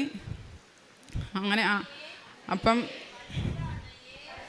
ആ വീടും വസ്തുവും എഴുതി തരണമെന്നുണ്ട്. ആദ്യം അവർ പറഞ്ഞു, സഹോദരങ്ങൾ പറഞ്ഞ് മൊത്തത്തിൽ നമുക്ക് വിറ്റിട്ട് നിനക്ക് ഓഹരി തരാമെന്ന് പറഞ്ഞു. അപ്പം ഞാൻ പറഞ്ഞു വേണ്ട, എനിക്ക് വീടും വസ്തുവും തന്നാൽ മതി എന്ന് പറഞ്ഞു. അപ്പോൾ അവർ പറഞ്ഞു അങ്ങനെയാണെങ്കിൽ ബാക്കിയുള്ള വസ്തു വിൽക്കാനായിട്ടുള്ള ആളിനെ കൊണ്ടുവരണമെന്ന്.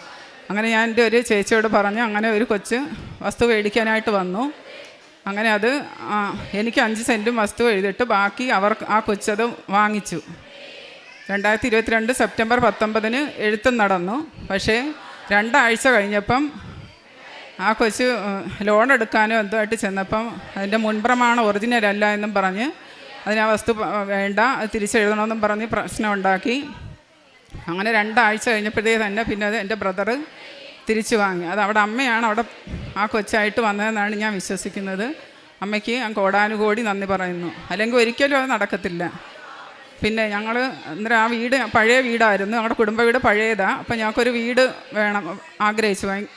അങ്ങനെ പൈസയൊന്നും ഇല്ല. പക്ഷേ ഞങ്ങൾ ആ വീടും വസ്തുവും പണയം വെച്ച് 10 ലക്ഷം രൂപ ലോൺ എടുത്ത് 1 വർഷത്തിന് ഇവിടെ നിന്ന് ഉടമ്പടി എടുത്ത് 1 വർഷത്തിനകം തന്നെ ഞങ്ങൾക്ക് വീട് വെക്കാൻ പറ്റി. അമ്മയ്ക്കും തിരുകുമാരനും കോടാനുകോടി നന്ദി പറയുന്നു. പിന്നെ ഞങ്ങൾ ഇവിടെ വന്ന് ഞങ്ങളെല്ലാം കൂടെ ഒരു ഗ്രൂപ്പ് തുടങ്ങിയിട്ടുണ്ട്, കൃപാസനം ഗ്രൂപ്പെന്നും പറഞ്ഞ്. ഇവിടെ വന്ന് 1000 മണി കൊന്ത മേടിച്ച് കൊണ്ടുപോയി ഞങ്ങളെല്ലാ മാസവും ഇത് ചൊല്ലാറുണ്ട്, ജപമാല ചൊല്ലാറുണ്ട്. ആദ്യം ഞങ്ങൾ 10 പേര് ആയിരുന്നു ആ ഗ്രൂപ്പിലുള്ളത്. ഇപ്പം 150ഓളം പേര് ആ ഗ്രൂപ്പിലുണ്ട്. ഒരു വീട് ഞങ്ങൾക്ക് അതിനായിട്ട് ഞങ്ങളുടെ ഗ്രൂപ്പിലുള്ളവർ കൊച്ച് തന്നിട്ടുണ്ട്. എല്ലാ മാസവും ഞങ്ങൾ ജപമാല ചെല്ലാറുണ്ട്. പിന്നെ ഏതെങ്കിലും ഒരു രോഗിയെ കണ്ടുപിടിച്ചിട്ട് അയാൾക്ക് എല്ലാ മാസവും ഞങ്ങളാൽ കഴിയുന്ന എല്ലാവരും പൈസ എടുത്ത് ആ വീടുകളിൽ കൊണ്ടു കൊടുക്കും. പിന്നെ പ്രേക്ഷിത പ്രവർത്തനം ഞാൻ ജില്ലാ ആശുപത്രിയിൽ ആഹാരം കൊണ്ടു കൊടുക്കാറുണ്ട്. പിന്നെ പത്രം എല്ലായിടവും കൊടുക്കും. ആദ്യമൊക്കെ ഭയങ്കര മടിയായിരുന്നു, വിഷമമായിരുന്നു. ഇപ്പം നല്ലതുപോലെ എല്ലാം പെട്ടെന്ന് തന്നെ കൊടുത്ത് തീർക്കാറുണ്ട്. ഇതൊക്കെയാണ് എൻ്റെ പ്രേക്ഷിത പ്രവർത്തനം. പിന്നെ എന്നും ഞാൻ ജപമാല ചൊല്ലും. ഇനി മാസത്തിൽ ഞങ്ങൾ 4.5 മണിക്കൂറായി 1000 മണി കൊന്തയെന്ന് പറയുന്നത് 4.5 മണിക്കൂർ കൊണ്ടാണ് ഞങ്ങൾ ചൊല്ലുന്നത്, ഒറ്റ ഇരിപ്പിലിരുന്ന്. ആദ്യം 20 പേർക്ക് ഒരുമിച്ചേ ചൊല്ലാൻ പറ്റത്തുള്ളൂ. പിന്നെ ബാക്കിയുള്ളവരല്ലാത്ത ജപമാലയൊക്കെ വെച്ച് ഞങ്ങൾ 10-30 പേരോളം കാണും. അങ്ങനെ എല്ലാ മാസവും മുടങ്ങാതെ ചൊല്ലുന്നുണ്ട്. അത് ഇവിടുന്ന് 1000 മണി കൊന്ത തന്നത് ഞങ്ങൾക്ക്. അങ്ങനെ ഇതിനെല്ലാം അമ്മയ്ക്കും തിരുമാനും കോടാനുകോടി നന്ദി പറയുന്നു. പിന്നെ ഞാൻ ഒരുപാട് പേരെ ഇവിടെ കൊണ്ടുവന്നിട്ടുണ്ട്. എൻ്റെ ഫ്രണ്ട്സിനെയും അടുത്തുള്ളവരെയൊക്കെ ഒരുപാട് പേരെ ഇവിടെ കൊണ്ടുവന്ന് ഉടമ്പടി എടുത്തിട്ടുണ്ട്. അവർക്കെല്ലാം ഒരുപാട് കാര്യങ്ങൾ നടന്നു. എൻ്റെ ഒരു കൂട്ടുകാരിയെ കൊണ്ടുവന്ന് അദ്ദേഹത്തിനും രോഗസൗഖ്യം ഉണ്ടായി. ഒരുപാട് കാര്യങ്ങൾ എല്ലാവർക്കും സഹായിച്ച് കിട്ടിയിട്ടുണ്ട്. അമ്മയ്ക്കും ഈശോയ്ക്കും കോടാനുകോടി നന്ദി പറയുന്നു. ഞാൻ എന്നും സ്ഥിരം ബൈബിൾ വായിക്കും. അച്ഛൻ്റെ ടോക്ക് കേൾക്കാറുണ്ട്. പിന്നെ ചൊവ്വാഴ്ചത്തെ അതെനിക്ക് ഒരു കടയുണ്ട്, അതുകൊണ്ട് ആ സമയത്ത് കേൾക്കാൻ പറ്റില്ലെങ്കിലും ചില സമയത്തൊക്കെ ഞാൻ അന്നേരം തന്നെ കേൾക്കും. അല്ലെങ്കിൽ പിന്നെ പിറ്റേ ദിവസമോ അല്ലെങ്കിൽ സമയം കിട്ടുമ്പോഴെല്ലാം കേൾക്കും. ദിവസേനയുള്ള ഇന്നത്തെ രാവിലത്തെ പ്രാർത്ഥന കേൾക്കും. രാവിലെ 5:30 മണിക്ക് തന്നെ ദിവസവും പ്രാർത്ഥിക്കാറുണ്ട്. 2-3 വട്ടം സുഗന്ധാഭിഷേകം ഉണ്ടായിട്ടുണ്ട്. വീട്ടിനകത്തും എൻ്റെ കടയിൽ വെച്ചും എനിക്കുണ്ടായിട്ടുണ്ട്. പിന്നെ ഞാൻ സ്വപ്നത്തിൽ കണ്ടിട്ടുണ്ട് അമ്മയെ. ഇനിയും അമ്മയുടെയും ഈശോയുടെയും അനുഗ്രഹത്തെ ജീവിക്കാൻ ഞാൻ ആഗ്രഹിക്കുന്നു. അമ്മയുടെ ഉടമ്പടിയിൽ ജീവിതകാലം മുഴുവൻ ജീവിക്കാൻ ഞാൻ ഈശോയ്ക്കും എൻ്റെ അമ്മ മാതാവിനും 1000 നന്ദി. ഈ അൾത്താരയിൽ കയറ്റി അമ്മയുടെ പ്രത്യക്ഷീകരണത്തിൻ്റെ സാക്ഷികളാക്കിയതിന് എൻ്റെ അമ്മ മാതാവിന് കോടാനുകോടി നന്ദി. നമ്മൾ ഇവിടെ വന്ന് ഉടമ്പടി എടുത്തത് 2004 ഏപ്രിൽ 29 എൻ്റെ പേര് സുരേഷ്. തിരുവനന്തപുരം ജില്ലയിൽ കിളിമാനൂരിൽ നിന്ന് വരുന്നു. ഇതെൻ്റെ ഭാര്യ സ്വപ്ന, എൻ്റെ 2 മക്കൾ, എൻ്റെ അമ്മ. ആദ്യമായി ഉടമ്പടി എടുക്കാൻ ഇവിടെ വന്നത് 2024 ഏപ്രിൽ 29 ഇവിടെ വരാനുണ്ടായ ഒരു കാരണം, എനിക്കൊരു പത്രം എൻ്റെ ഒരു സുഹൃത്ത് തന്ന് അതുവഴിയാണ് ഞങ്ങളിവിടെ വന്നത്. എൻ്റെ വൈഫാണ് ആദ്യമായിട്ട് വന്ന് ഉടമ്പടി എടുത്തത്. ഉടമ്പടി എടുക്കാൻ വരുന്ന സമയത്ത് ഞാൻ നാട്ടിലില്ല, ദുബൈയിലായിരുന്നു. ഉടമ്പടി എടുക്കാനുണ്ടായ കാരണം, ഞങ്ങളൊരു വീട് പണി തുടങ്ങി. അതിൻ്റെ പകുതി വച്ച് സാമ്പത്തികമായ ചെറിയ ബുദ്ധിമുട്ട് കൊണ്ട് നിർത്തേണ്ടി വന്നു. പിന്നെ ദുബൈയിൽ വെച്ച് എൻ്റെ കമ്പനിയിൽ നിന്ന് എനിക്ക് ചില ബുദ്ധിമുട്ടുകൾ അനുഭവപ്പെട്ടതിനെ തുടർന്നാണ് ഇവിടെ വന്ന് ഉടമ്പടി എടുത്തത് എൻ്റെ വൈഫ്. ഞാൻ 1 വർഷം ആ കമ്പനിയിൽ ജോലി ചെയ്തോളൂ. അപ്പോഴത്തേക്കും ആ കമ്പനിയിൽ നിന്ന് എനിക്ക് റിസൈൻ ചെയ്യേണ്ടി വന്നു. വേറൊരു കമ്പനിയിൽ ഞാൻ ജോയിൻ ചെയ്ത് 8 ദിവസമായപ്പോഴത്തേക്കും ആ കമ്പനിയിൽ വെച്ച് ജോലിയുടെ ഭാഗമായിട്ട് ഞാൻ കെട്ടിടത്തിൻ്റെ മുകളിൽ നിന്ന് താഴെ വീഴുകയും എൻ്റെ നട്ടലിന് ചെറിയ 2 പൊട്ടൽ സംഭവിക്കുകയും വലത് കാലിൻ്റെ ഉപ്പുറ്റി പൊട്ടി നന്നായിട്ട് പൊടിഞ്ഞു പോവുകയും ചെയ്തു. അപ്പോഴെനിക്ക് നാട്ടിൽ വരാൻ പറ്റാതെ ഒരു ബുദ്ധിമുട്ടുണ്ടായി. ഞാൻ റിസൈൻ ലെറ്റർ കൊടുത്തതേ ഉള്ളൂ, റിസൈൻ ചെയ്തില്ല. റിസൈൻ അവരെ തന്നില്ല. അപ്പോഴാണ് ഞാൻ അടുത്ത കമ്പനിയിൽ കയറുന്നത്. ആ കമ്പനിയിൽ എനിക്ക് വിസ അടിച്ചതുമില്ല. അപ്പോൾ രണ്ടും അല്ലാത്തൊരു പരുവത്തിൽ ഞാൻ വീഴുകയും ചെയ്തു. പരിശുദ്ധ അമ്മ കൂടെ ഉള്ളതുകൊണ്ട് എൻ്റെ പ്രാർത്ഥനയുടെ ഫലമായിട്ട് എനിക്ക് നാട്ടിൽ വരാൻ പറ്റി. 4 ദിവസം അവിടെ ഹോസ്പിറ്റലിൽ അഡ്മിറ്റായിരുന്നു. അവർ 2 ദിവസം ആയപ്പോൾ തന്നെ ഞാൻ കയറിയ കമ്പനി എൻ്റെ കൂടെ നിർബന്ധിച്ച് ഹോസ്പിറ്റലിൽ നിന്ന് ഡിസ്ചാർജ് വാങ്ങാൻ പറഞ്ഞു. അപ്പോൾ ഞാൻ പേടിച്ചു പോയി. എന്നെ വഴിയിലാക്കുമോ ഇവർ, നാട്ടിൽ വിടുമോ, എന്താണെന്ന് അറിയാൻ വയ്യ. അപ്പോൾ കാലിന് ഓപ്പറേഷൻ വേണമെന്ന് പറഞ്ഞ് ഞാനിങ്ങനെ 3-ാമത്തെ ദിവസം പ്രാർത്ഥിച്ചു. അമ്മയോട് നന്നായിട്ട് പ്രാർത്ഥിച്ചു. കണ്ണടച്ച് പ്രാർത്ഥിച്ചിട്ട് ഞാൻ കണ്ണ് തുറന്ന് നോക്കി. എൻ്റെ ഓപ്പോസിറ്റ് സൈഡിലൊരു വിൻഡോ ഉണ്ടായിരുന്നു. ഞാൻ അതുവരെ 3 ദിവസം കിടന്നിട്ട് ആ വിൻഡോ ഞാൻ കാണുന്നില്ല. ആ വിൻഡോയിലൊരു കർട്ടൻ ഉണ്ടായിരുന്നു. അത് മഴവില്ലാണ് ആ കർട്ടൻ. അപ്പോഴെനിക്ക് ബോധ്യമായി അമ്മ എൻ്റെ കൂടെ ഉണ്ട്. പിന്നെ ഞാൻ 2 ദിവസം റൂമിൽ വന്നിട്ട് 6-ാമത്തെ ദിവസം എന്നെ അവിടുന്ന് അവർ കമ്പനി തന്നെ എല്ലാ ആനുകൂല്യങ്ങളും തന്ന് 8 ദിവസം എനിക്ക് ജോലി ചെയ്യാൻ ചെയ്തുള്ളൂവെങ്കിലും അവരുടെ പൂർണ്ണ ഉത്തരവാദിത്വത്തിൽ അവരെന്നെ നാട്ടിൽ വിട്ടു.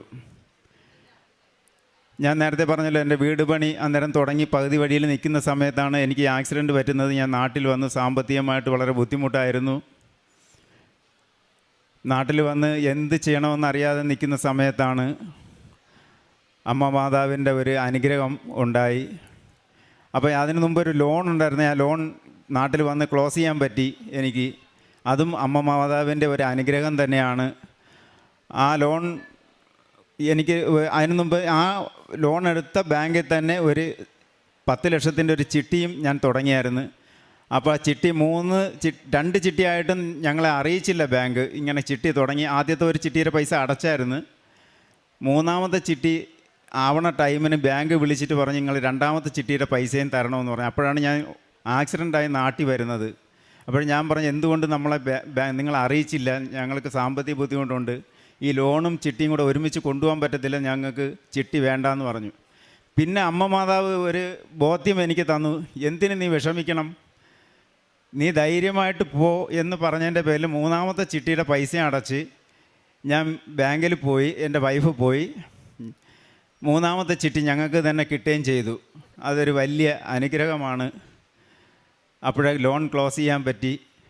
അത് കഴിഞ്ഞിട്ട് വീട്ടിൻ്റെ പണി അങ്ങനെ നിന്നപ്പോൾ വീണ്ടും അമ്മ മാതാവ് ബോധ്യം തന്നു, നിങ്ങൾക്ക് ഗോൾഡ് ഉണ്ടല്ലോ കയ്യിൽ, പിന്നെ എന്തിനാണ് നിങ്ങൾ വിഷമിക്കുന്നത്. ഓരോരോ അനുഗ്രഹങ്ങൾ അമ്മ ഇങ്ങനെ തന്നുകൊണ്ടേയിരുന്നു. ഞങ്ങൾ വീട് പണി അതിമനോഹരമായ, എല്ലാവരും സാക്ഷ്യം പറയും പോലെ തന്നെ മനോഹരമായ ഒരു വീട് പണിയാൻ പറ്റി. കഴിഞ്ഞ മാസം 26-ാം തീയതി ഞങ്ങളുടെ വീട്ടിൻ്റെ ഹൗസ് വാമിംഗ് ആയിരുന്നു. ഹൗസ് വാമിങ്ങിനും ഒരു പ്രത്യേകതയുണ്ട്. ഡേറ്റ് ഞാൻ മാത്രമാണ് പോയി ഡേറ്റ് എടുത്തത്. ഡേറ്റ് എടുത്തിട്ട് എൻ്റെ വൈഫിനോടോ വീട്ടിലുള്ള ആരോടോ ഞാൻ പറഞ്ഞില്ല.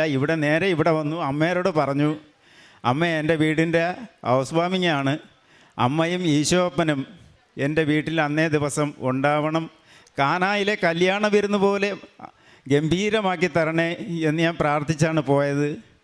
അതുപോലെ അമ്മയുടെ പ്രസൻസ് അന്ന് അവിടെ ഉണ്ടായിരുന്നു. ആകാശത്ത് നിന്ന് ഒരു പ്രകാശം എൻ്റെ വീട്ടിലേക്കും ഞങ്ങളിലേക്കും അടിച്ചു. അതിൻ്റെ ഫോട്ടോ ഇവിടെ കൊണ്ടുവന്നിട്ടുണ്ട്. പിന്നെ അതുപോലെ തന്നെ ഞാൻ വീണ് ഇവിടെ SP പോർട്ട് ഹോസ്പിറ്റൽ ട്രിവാൻഡ്രത്താണ് എൻ്റെ ചികിത്സ നടന്നത്. അതിൻ്റെ ഭാഗമായി ഞാൻ ഹോസ്പിറ്റലിൽ ഉണ്ടായിരുന്ന സമയത്ത് ഒരു ബുദ്ധിമുട്ടുണ്ടായി. ഞാൻ അമ്മയോട് പ്രാർത്ഥിച്ചുകൊണ്ടിരിക്കുമ്പോൾ എൻ്റെ കൈക്കുള്ളിൽ മഴവില്ല് വന്നു. അതിൻ്റെ ഫോട്ടോയും ഞാൻ ഇവിടെ കൊണ്ടുവന്നിട്ടുണ്ട്. ഹോസ്പിറ്റലിൽ ഞാൻ കിടന്നു. അത് കഴിഞ്ഞിട്ട് 1.5 മാസം കഴിഞ്ഞപ്പോൾ ഡോക്ടർ എൻ്റെ അടുത്ത് പറഞ്ഞു, ഇനി കാലിലിട്ടിരുന്ന പ്ലാസ്റ്റർ റിമൂവ് ചെയ്യാമെന്ന് പറഞ്ഞ ടൈമിന് ഞാൻ മനസ്സുകൊണ്ട് വിചാരിച്ചു, ഹോസ്പിറ്റലിൽ ഡോക്ടർ നടന്ന് കാണിക്കാൻ പറയുകയാണെങ്കിൽ മാത്രം ഹോസ്പിറ്റലിൽ നടക്കും, ഇല്ലെങ്കിൽ ഞാൻ ഈ കൃപാസനത്തിൽ വന്ന് മാത്രമേ ഞാൻ കാല് കുത്തുവെന്ന് ഉണ്ടായിരുന്നു എനിക്ക്. അതുപോലെ തന്നെ ഹോസ്പിറ്റലിൽ ഡോക്ടറെ മുമ്പിൽ ഒന്ന് കാല് കുത്തി കാണിച്ചു. അത് കഴിഞ്ഞിട്ട് ഞാൻ നേരെ ഇവിടെ വന്ന് കൃപാസനത്തിലാണ് ഞാൻ കാല് കുത്തിയത്. എൻ്റെ അമ്മയുടെ അനുഗ്രഹം. 1.5 മാസം മാത്രമേ ഈ കാലിൻ്റെ ഉപ്പൂറ്റിക്കാല് തവിട് പൊടി പിരിന്നു പോയ കാല്, ഞാൻ ഇവിടെ വന്ന് അച്ഛനെ കണ്ടു, അച്ഛൻ്റെ ബ്ലെസ്സിങ് വാങ്ങി അന്ന് തന്നെ ഇവിടെ കാല് കുത്തി നടന്നു. അതിനുശേഷം എനിക്ക് കുഴപ്പങ്ങളൊന്നുമില്ലാതെ സുഖമായിട്ട്, നട്ടെല്ലിന് 2 ചെറിയ പൊട്ടലുണ്ടായിരുന്നു, എൻ്റെ കാല് പൊടിഞ്ഞു പോയി. എന്നിട്ട് ഞാൻ ഇപ്പോഴും ഒരു കുഴപ്പവുമില്ലാതെ 1.5 മാസത്തെ ചികിത്സ കഴിഞ്ഞ് ഞാൻ നടക്കാൻ തുടങ്ങി. കാലിനൊരു ചെറിയ നീരുണ്ട്, അത്രയേ ഉള്ളൂ. അതും അമ്മ മാതാവ് എനിക്ക് മാറ്റിത്തരുമെന്ന് പൂർണ്ണ വിശ്വാസം എനിക്കുണ്ട്. പിന്നെ എൻ്റെ വൈഫ് ബാക്കി സാക്ഷ്യങ്ങൾ പറയും. ഈശോയ്ക്കും അമ്മ മാതാവിനും 1000 നന്ദി. ഞങ്ങളിവിടെ വന്ന് സാക്ഷ്യം പറയാൻ അനുവദിച്ചതിന്. ഒരുപാട് രോഗസൗഖ്യങ്ങൾ ഞങ്ങൾക്ക് ഇവിടുത്തെ വിശുദ്ധ വസ്തുക്കൾ ഉപയോഗിക്കുക വഴി ഉണ്ടായിട്ടുണ്ട്. അതിലൊന്ന്, അമ്മയ്ക്ക് ലിഗമെൻ്റ് വലിഞ്ഞിട്ട് വളരെ പ്രയാസമായിരുന്നു. ഡോക്ടറെ കണ്ടപ്പോൾ ഭാരമുള്ളതൊന്നും എടുക്കാൻ പറ്റില്ല, ബെൽറ്റ് ഇട്ടേക്കണമെന്നൊക്കെ പറഞ്ഞു. ഇവിടുത്തെ വിശുദ്ധ തൈലം ഉപയോഗിച്ചതിൻ്റെ ഫലമായി 2 ആഴ്ചയ്ക്ക് ശേഷം ഒരു കുഴപ്പമില്ലാതെ അമ്മയ്ക്ക് ജോലികളൊക്കെ ചെയ്യാൻ പറ്റുന്നുണ്ട്, കാര്യങ്ങളൊക്കെ നോക്കാൻ പറ്റുന്നുണ്ട്. അതിനും അമ്മ മാതാവിനും ഈശോയ്ക്കും 1000 നന്ദി. പിന്നെ ഞങ്ങളുടെ വീടിൻ്റെ അടുത്തായിട്ട് ഒരു പ്ലാവ് ഉണ്ടായിരുന്നു.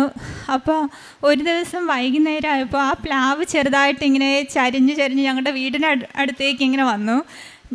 ഞങ്ങൾക്ക് എന്ത് ചെയ്യണമെന്ന് അറിയാൻ പാടില്ലാത്ത അവസ്ഥയിൽ ഞങ്ങൾ വൈകുന്നേരം സായന പ്രാർത്ഥനയും പ്രാർത്ഥിച്ച് ജപമാല ചൊല്ലി തീർന്നതും ആ പ്ലാവ് ആരോ പിടിച്ച് മാറ്റിയതുപോലെ, ഞങ്ങളുടെ വീടിന് തൊട്ടടുത്ത് വേറൊരു വീടും ഉണ്ട്, ആർക്കും ഒരു കുഴപ്പവും ഇല്ലാതെ അത് പിടിച്ച് മാറ്റിയിട്ട പോലെ അമ്മ മാതാവ് മാറ്റി തന്നു. അതിനും അമ്മ മാതാവിനും ഈശോയ്ക്ക് 1000 നന്ദി. പ്രേക്ഷിത പ്രവർത്തനമായിട്ട് ഇവിടുന്ന് പത്രം വാങ്ങിച്ച് ഞങ്ങൾ ഹോസ്പിറ്റലുകളിലും ഓട്ടോ സ്റ്റാൻഡിലും ഒക്കെ കൊടുക്കാറുണ്ട്. പിന്നെ ഒരുപാട് പേരെ ഞങ്ങളിവിടെ ഉടമ്പടി എടുക്കാനായിട്ട് കൊണ്ടുവന്നിട്ടുണ്ട്. പിന്നെ കാരുണ്യ പ്രവൃത്തിയായിട്ട് ഞങ്ങളൊരു വൃദ്ധസദനം സന്ദർശിക്കാറുണ്ട്. അവിടെ ഞങ്ങളെക്കൊണ്ടാവുന്ന പോലെ അവർക്ക് ഒരു നേരത്തെ ആഹാരം കൊടുക്കാറുണ്ട്. പിന്നെ ഇപ്പോൾ ഞങ്ങളുടെ വീട് പാലുകാച്ചൽ ഈ ജനുവരി 26-ാം തീയതി ആയിരുന്നു. അത് കഴിഞ്ഞപ്പോൾ അവർക്ക് ഒരു നേരത്തെ ഭക്ഷണം കൊണ്ടുപോയി ഞങ്ങൾ തന്നെ വിളമ്പി കൊടുത്തു. പിന്നെ ഒരു ഇടിമിന്നൽ, ഞാനൊരിക്കൽ ഷീറ്റ് അടിച്ചുകൊണ്ട് നിൽക്കുന്ന സമയത്ത് ഒരു വലിയ ഇടിമിന്നലുണ്ടായി. ഷീറ്റ് അടിക്കുന്ന മെഷീൻ്റെ അടുത്തായിട്ട് അതൊന്ന് പതിക്കുകയും ചെയ്തു. പക്ഷേ അമ്മ മാതാവിൻ്റെ വലിയ കൃപയാൽ ഞാനും വേറൊരു ചേച്ചി ഉണ്ടായിരുന്നു. ഞങ്ങൾക്ക് ആർക്കും ഒരു കുഴപ്പവും പറ്റിയില്ല. വലിയൊരു സംരക്ഷണം ലഭിച്ചു. അതിന് ഈശോയ്ക്കും അമ്മ മാതാവിനും 1000 നന്ദി. പിന്നെ ആത്മീയമായിട്ട് ഒരുപാട് വളരാനായിട്ട് ഞങ്ങൾക്ക് സാധിച്ചു. എല്ലാ ദിവസവും ഞങ്ങൾ ഒരുമിച്ചാണ് പ്രാർത്ഥന ചൊല്ലുന്നത്. രാവിലെ അച്ഛൻ്റെ ഡെയിലി ബ്രെഡ് കേൾക്കുകയും രാവിലത്തെ പ്രതിഷീകരണ പ്രാർത്ഥനയും സായാഹ്ന പ്രാർത്ഥനയും എല്ലാം ഞങ്ങൾ ഒരുമിച്ചാണ് ചൊല്ലുന്നത്. ധ്യാനം കേൾക്കുകയും സാക്ഷ്യങ്ങൾ കേൾക്കുകയും അത് ഷെയർ ചെയ്യുകയൊക്കെ ചെയ്യാറുണ്ട്. അമ്മ മാതാവും ഈശോയും തന്ന എല്ലാ അനുഗ്രഹങ്ങൾക്കും കോടാനുകോടി നന്ദി പറഞ്ഞുകൊണ്ട് അമ്മ മാതാവിനും കോടാനുകോടി നന്ദി. എൻ്റെ പേര് ചിഞ്ചു ജേക്കബ്. ഇതെൻ്റെ ഹസ്ബൻഡ് ടോംസി. ഞങ്ങളുടെ കുഞ്ഞ് ഒലിവിയ. ഞങ്ങൾ കോട്ടയത്തു നിന്ന് വരുന്നു. ഞങ്ങൾ അയർലൻഡിലാണ് ഞങ്ങൾ കുടുംബമായിട്ട്. ഞാൻ നേഴ്സാണ്. ഹസ്ബൻഡ് എൻജിനീയറാണ് അയർലൻഡിൽ. ആദ്യമായി ഞാൻ ഉടമ്പടി എടുത്തത് 2023 ജൂലൈ മാസത്തിലാണ്. ആ സമയത്ത് ഞാൻ അയർലൻഡിൽ പോകാനുള്ള പ്രോസസ്സിംഗ് എല്ലാം കഴിഞ്ഞ് വിസയ്ക്ക് വേണ്ടി വെയിറ്റ് ചെയ്തിരിക്കുന്ന സമയമായിരുന്നു. അപ്പോൾ ഇവിടെ വന്ന് ഞാൻ അച്ഛനെ കാണുകയും ഓൾറെഡി ഞാൻ എക്സാമിന് അവിടെ അയർലൻഡ് ആപ്റ്റിറ്റ്യൂഡ് എക്സാമിന് ഡേറ്റൊക്കെ എടുത്ത് അതിൻ്റെ ഹോൾ ടിക്കറ്റുമായിട്ടാണ് ഞാൻ ഇവിടെ വന്നത്. അപ്പോൾ ഉടമ്പടിയെല്ലാം എടുത്തതിന് ശേഷം ഞാൻ ബഹുമാനപ്പെട്ട ജോസഫ് അച്ഛനെ അന്ന് കാണുകയും അച്ഛൻ എൻ്റെ ഹോൾ ടിക്കറ്റ് മാതാവിൻ്റെ രൂപത്തിന് മുന്നിൽ കൊണ്ടുവച്ച് പ്രാർത്ഥിക്കുകയും എനിക്ക് കാശുരൂപവും അതുപോലെ തന്നെ സൈത്ത് പൂശാൻ നെറ്റിയിൽ പുരട്ടി തരികയും ചെയ്തു. അയർലൻഡിലെ ആപ്റ്റിറ്റ്യൂഡ് എക്സാം വളരെ പ്രയാസകരമാണ്. 14 സ്റ്റേഷനാണ് ആ എക്സാമിനുള്ളത്. അത് പാസ്സാകുന്നുള്ളത് വളരെ ദുഷ്കരമാണ്. അതുപോലെ തന്നെ അവിടുത്തെ എക്സാമിനേഴ്സും വളരെ നമ്മളെ ജയിപ്പിക്കുക എന്നുള്ളത് ഭയങ്കര പാടായിട്ടുള്ളൊരു കാര്യമാണ്.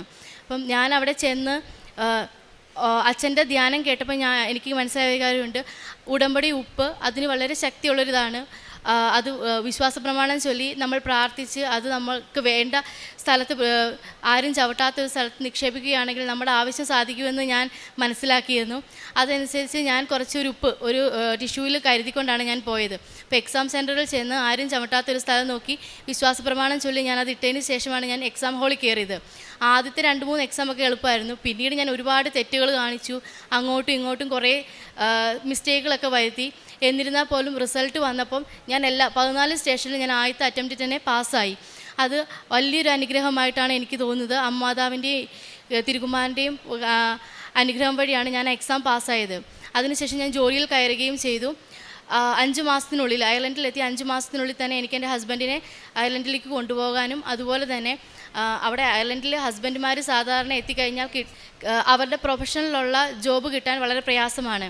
സാധാരണ അവർ എന്തെങ്കിലും ഹൈപ്പർ മാർക്കറ്റുകളിലോ അവിടെ ഇങ്ങനെ സെയിൽസ്മാനായിട്ടോ അങ്ങനെയൊക്കെ ആയിരിക്കും നിൽക്കാറ്.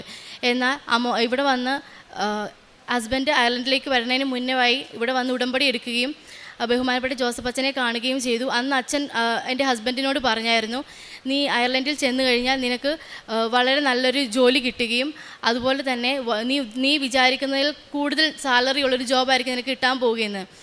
അച്ഛൻ പറഞ്ഞതുപോലെ തന്നെ അയർലൻഡിലെത്തി 3 മാസത്തിനുള്ളിൽ തന്നെ ഹസ്ബൻഡിന് അവിടുത്തെ വലിയൊരു കമ്പനിയിൽ എൻജിനീയറായി തന്നെ ജോബ് കിട്ടുകയും അത് അവിടെ അവർലി പേയ്മെൻ്റ് ആണ്.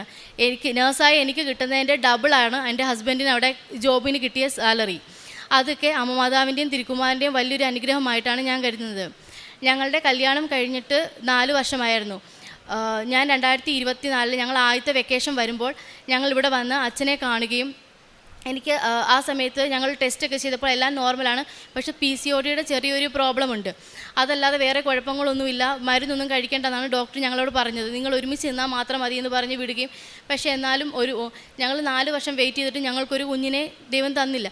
അപ്പോൾ ഞങ്ങൾ ഇവിടെ വരികയും 2024 നവംബർ മാസം ഞങ്ങളിവിടെ വന്ന് ഉടമ്പടി പുതുക്കുകയും അച്ഛനെ വന്ന് കാണുകയും അച്ഛനോട് ഞങ്ങൾ കാര്യം പറഞ്ഞപ്പോൾ അച്ഛൻ ഞങ്ങളുടെ കാര്യവുമായി മാതാവിൻ്റെ തിരുസന്നിധിയിൽ പോയി മാതാവിനോട് പ്രാർത്ഥിച്ചിട്ട് അച്ഛൻ വന്ന് ഞങ്ങൾക്ക് കാശുരൂപം തന്നു. ഞങ്ങൾക്ക് 2 പേർക്ക് ഓരോ കാശുരൂപം തരികയും ഞങ്ങളോട് പറഞ്ഞു ഞങ്ങൾ കിടക്കുന്ന കട്ടിലിലെ പില്ലോയ്ക്കടിയിൽ വെച്ച് അത് ആ കാശുരൂപം സൂക്ഷിക്കാൻ പറഞ്ഞു. അതുപോലെ തന്നെ സൈത്ത് പൂശാനും തന്നു. അതുപോലെ തന്നെ അച്ഛൻ ഞങ്ങളോട് പറഞ്ഞൊരു കാര്യമുണ്ട്, അടുത്ത വർഷം നിങ്ങൾ കുഞ്ഞുമായി വന്ന് മാതാവിൻ്റെ അടുക്കൽ വന്ന് മാതാവിനോട് നന്ദി പറയണമെന്ന് പറഞ്ഞാണ് ഞങ്ങളെ പറഞ്ഞു വിട്ടത്. അതുപോലെ തന്നെ ഞങ്ങൾ തിരിച്ച് നവംബർ മാസം അവസാനം ഞങ്ങൾ തിരിച്ച് അയർലൻഡിലെത്തുകയും 3 മാസങ്ങൾക്ക് ശേഷം ജാനുവരിയിൽ ഞാൻ പ്രഗ്നൻ്റ് ആണെന്ന് അറിയുകയും ചെയ്തു. 2025 ഒക്ടോബർ 7 ഞങ്ങൾക്കൊരു പെൺകുഞ്ഞ് ജനിച്ചു. പ്രഗ്നൻസി ടൈമിലാണെങ്കിൽ 6.5 മാസം ഞാൻ നാട്ടിലോട്ട് വന്നില്ലായിരുന്നു. ഇപ്പോൾ ഞങ്ങൾ ഡെലിവറി എല്ലാം കഴിഞ്ഞിട്ടാണ് ഇപ്പോൾ നാട്ടിലോട്ട് വന്നത്. അപ്പം ഡെലിവറി എല്ലാം അവിടെ തന്നെയായിരുന്നു. അപ്പം നമുക്ക് ഇവിടുത്തെ പോലെ ഓടിപ്പോയി ഡോക്ടേഴ്സിനെ കാണാൻ അങ്ങനെയൊന്നും പറ്റില്ല. നമുക്ക് അവർ തരുന്ന അപ്പോയിൻമെൻറ്റുകളിൽ മാത്രമേ ഉള്ളൂ പോയി കാണുക. അതുപോലെ തന്നെ ഒരു എമർജൻസി വന്നാൽ നമ്മൾ 8-10 മണിക്കൂർ നമ്മൾ ആ എമർജൻസി റൂമിൽ വെയിറ്റ് ചെയ്തിരിക്കണം. നമ്മളുടെ ഇവിടുത്തെ പോലെ ഒരു ഹെൽത്ത് സിസ്റ്റമേ അല്ല അവിടെ.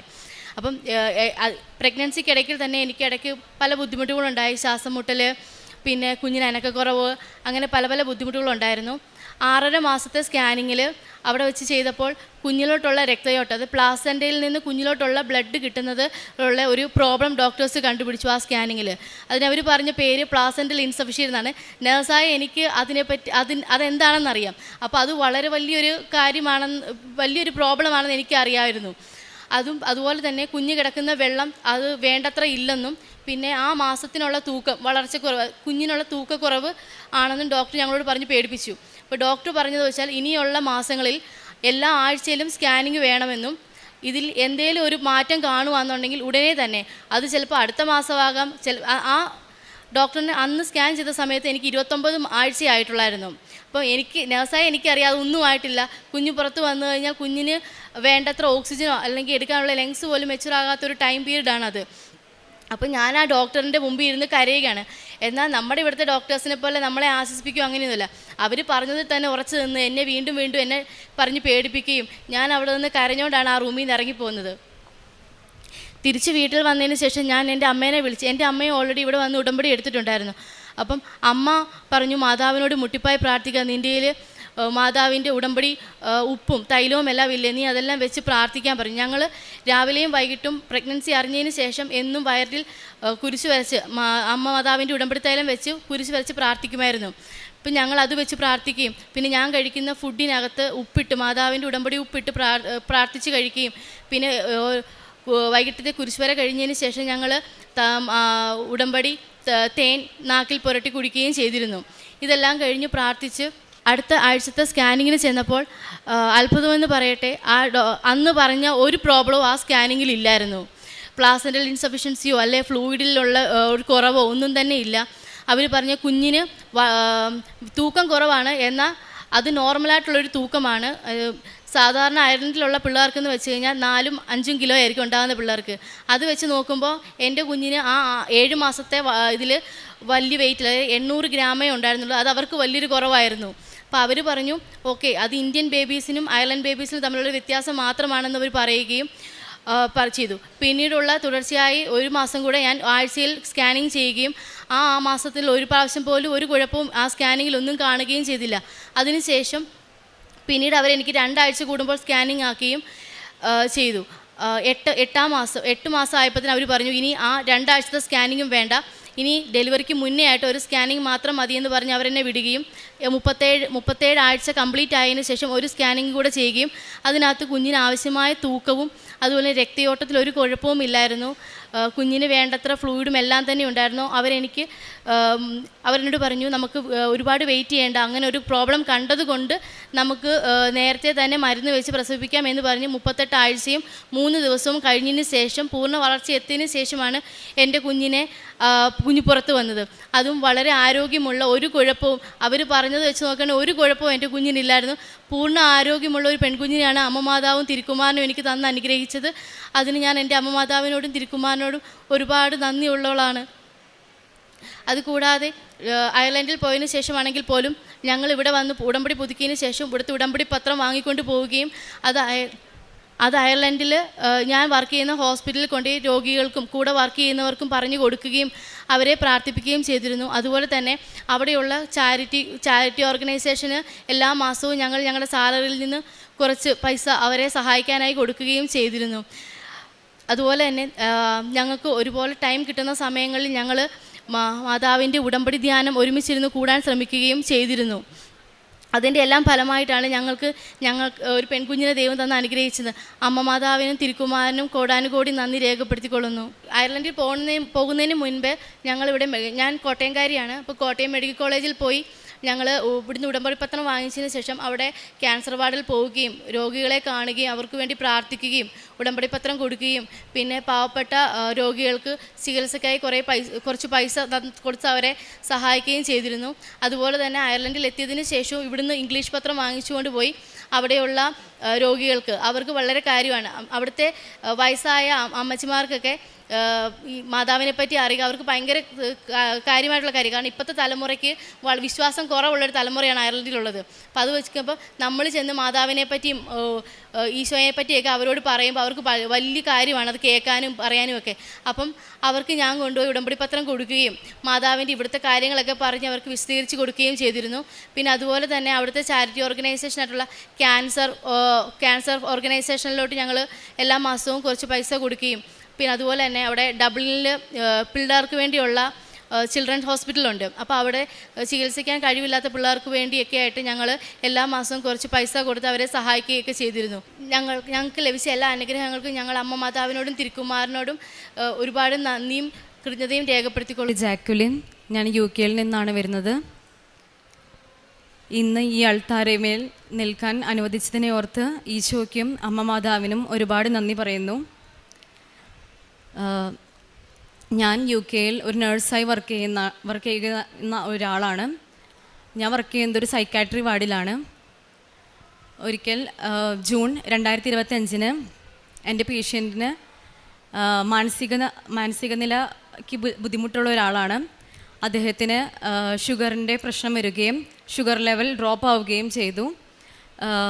മാനസിക വെല്ലുവിളി നേരിടുന്ന ഒരാളായ കാരണം അത് ആളുടെ ഡയബറ്റിക് ലെവൽ മോണിറ്റർ ചെയ്യാനുള്ള പെട്ടെന്നത് ചെയ്യാനുള്ള ഒരു ഐഡിയ എനിക്ക് തോന്നിയില്ല. അതുകൊണ്ട് തന്നെ അയാളുടെ നില പെട്ടെന്ന് വഷളാവുകയും തുടർന്ന് അയാളെ എമർജൻസിയിലേക്ക് മാറ്റുകയും ചെയ്തു. അങ്ങനെ ജൂണിലാണിത് സംഭവിക്കുന്നത്. അങ്ങനെ കുറച്ച് നാളുകളൊന്നും പ്രശ്നമുണ്ടായിരുന്നില്ല. തുടർന്ന് മറ്റൊരു ആശുപത്രിയിലേക്ക് അദ്ദേഹത്തിന് മാറ്റിയപ്പോൾ അയാൾക്ക് ഒരുപാട് ഫ്രാക്ചറുകളും ഇൻറ്റേർണൽ ബ്ലീഡിങ്ങും ഉള്ളതായി കാണപ്പെട്ടു. തുടർന്ന് മാനേജ്മെൻറ്റിൻ്റെ അന്വേഷണത്തിൻ്റെ ഭാഗമായി ഇൻചാർജായി വർക്ക് ചെയ്തിരുന്ന എന്നെ ജോലിയിൽ നിന്ന് താൽക്കാലികമായി മാറ്റി നിർത്തപ്പെട്ടു. അങ്ങനെ ഇരിക്കുമ്പോഴാണ് ഓഗസ്റ്റ് 4 2025 ഞാൻ ഓൺലൈനായി ഉടമ്പടി എടുക്കുന്നത്. ഒരുപാട് തവണ കൃപാസനത്തെക്കുറിച്ച് കേട്ടിട്ടുണ്ടെങ്കിലും എനിക്ക് വലിയ വിശ്വാസമുണ്ടായിരുന്നില്ല. പക്ഷേ ഇങ്ങനൊരു അവസ്ഥ വന്നപ്പോൾ എൻ്റെ ഫിയാൻസിയാണ് പറഞ്ഞത് എന്നോട് ഇങ്ങനെ ഉടമ്പടി എടുക്കാൻ. അങ്ങനെ ഞാൻ ഉടമ്പടി എടുത്തു. എന്നും പള്ളിയിൽ പോകുമായിരുന്നു. അതുപോലെ എന്നും ജപമാല എത്തിക്കുമായിരുന്നു. ഒരുപാട് ഓഗസ്റ്റ് മാസം മൊത്തം ഞാൻ ഒരു ദിവസം പോലും മുടങ്ങാതെ പള്ളിയിൽ പോയി പ്രാർത്ഥിച്ചിരുന്നു. അങ്ങനെ മാനേജ്മെൻറ്റിൻ്റെ ഭാഗത്തു നിന്ന് ഒരു മറുപടിയും ഉണ്ടായിരുന്നില്ല. എന്ന് തിരിച്ച് ജോലിയിലേക്ക് കയറാം എന്ന് ചോദിക്കുമ്പോൾ അവർ റിപ്ലൈ ഒന്നും തരുന്നുണ്ടായിരുന്നില്ല. Mail അയച്ചതിനും reply തരുന്നുണ്ടായിരുന്നില്ല. അങ്ങനെ വളരെ വിഷമത്തിലിരിക്കുകയായിരുന്നു. തുടർന്ന് ഞാൻ എൻ്റെ UK ഒരു നഴ്സിംഗ് കൗൺസിലുണ്ട്. നഴ്സുമാർക്ക് വേണ്ടി സംസാരിക്കാനും വാദിക്കാനുമായി അതിൽ അഡ്വക്കേറ്റ്സുമുണ്ട്. അങ്ങനെ അവരുടെ സഹായം തേടുകയും അവരെന്നോട് പറഞ്ഞ മറുപടി എന്ന് പറഞ്ഞാൽ എനിക്കെതിരെയുള്ള ഡോക്യുമെൻറ്റേഷനിൽ കുറച്ച് പ്രശ്നങ്ങളും അതുപോലെ തന്നെ ഞാൻ ഒരു പ്രൈവറ്റ് ഹോസ്പിറ്റലിലാണ് വർക്ക് ചെയ്തിരുന്നത്.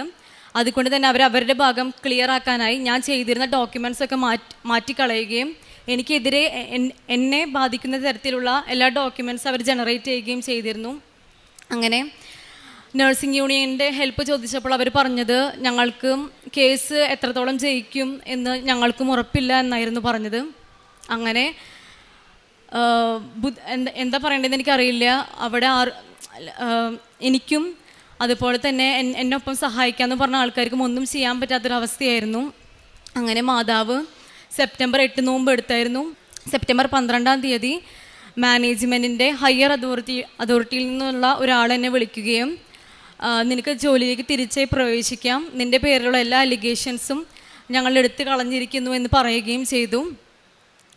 അതുപോലെ തന്നെ എനിക്ക് വേണ്ടി എൻ്റെ താഴെ തട്ടിൽ പ്രവർത്തിച്ചിരുന്ന മാനേജ്മെൻറ്റിൽ എൻ്റെ ലൈൻ മാനേജർ, അതുപോലെ തന്നെ എൻ്റെ ഹോസ്പിറ്റലിലെ ഡയറക്ടർ, ഇവരെല്ലാം എനിക്കറിഞ്ഞൂടാ ഒരു കാരണവുമില്ലാതെ എനിക്ക് തോന്നുന്നു ഈശോ ഇടപെട്ടിട്ടാണെന്ന് തോന്നുന്നു. അവരെല്ലാം സ്വന്തം ഇഷ്ടപ്രകാരം രാജിവെക്കുകയും എനിക്കെതിരായിട്ടുള്ള എല്ലാ അലിഗേഷൻസും ഫയൽസും ക്ലോസ് ചെയ്യുകയും ചെയ്തു. അങ്ങനെ ഞാൻ ഒരു പ്രശ്നവും കൂടാതെയും സെപ്റ്റംബറിൽ ജോലിക്ക് തിരികെ പ്രവേശിച്ചു. അതുപോലെ തന്നെ മാതാവ് എന്നെ സമൃദ്ധമായി അനുഗ്രഹിച്ചു. മാതാവ് ഈശോയോട് പ്രാർത്ഥിച്ച് മാധ്യസ്ഥം വഹിച്ച് എനിക്ക് വേണ്ടി എൻ്റെ എല്ലാ കാര്യങ്ങളും നടത്തി തന്നു. അതുപോലെ തന്നെ ഞാൻ അവിടെ നിൽക്കുന്നത് ഒട്ടും സേഫ് അല്ലെന്ന് എനിക്ക് മനസ്സിലായി. അതുകൊണ്ട് തന്നെ ഞാൻ ഗവൺമെൻറ് ഹോസ്പിറ്റലിലേക്ക് അപ്ലിക്കേഷൻ വെച്ചിരുന്നു. അവിടെ നിന്ന് ഇപ്പോൾ എല്ലാവർക്കും എനിക്കറിയാം, UK വർക്ക് ചെയ്യുന്ന നഴ്സുമാർക്കും അതുപോലെ നഴ്സിംഗ് പഠിച്ച് കഴിഞ്ഞ കുട്ടികൾക്കും അറിയാം എത്രമാത്രം ബുദ്ധിമുട്ടാണ് NHSലേക്ക് നമുക്ക് സെലക്ഷൻ കിട്ടാനും ഇൻ്റർവ്യൂവിന് അപ്ലൈ ചെയ്യാനും അതുപോലെ തന്നെ ഇൻ്റർവ്യൂ കോൾ വരാനും.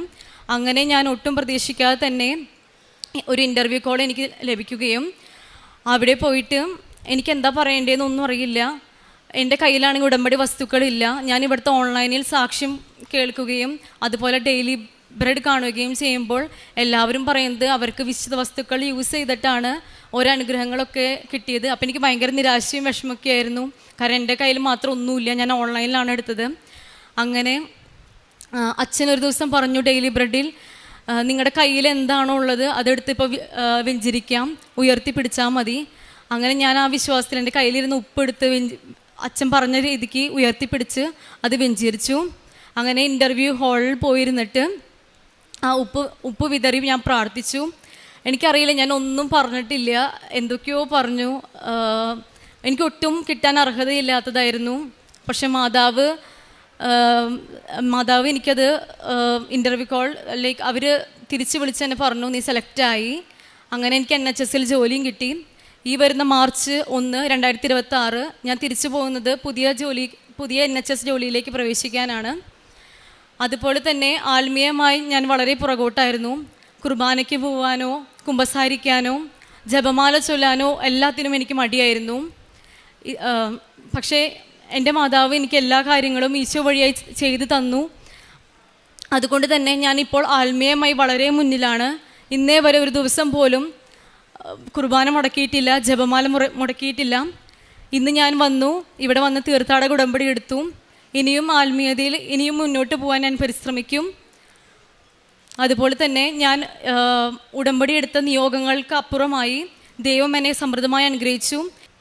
ഇതെല്ലാമാണ് എനിക്ക് നൽകിയ അനുഗ്രഹങ്ങൾ.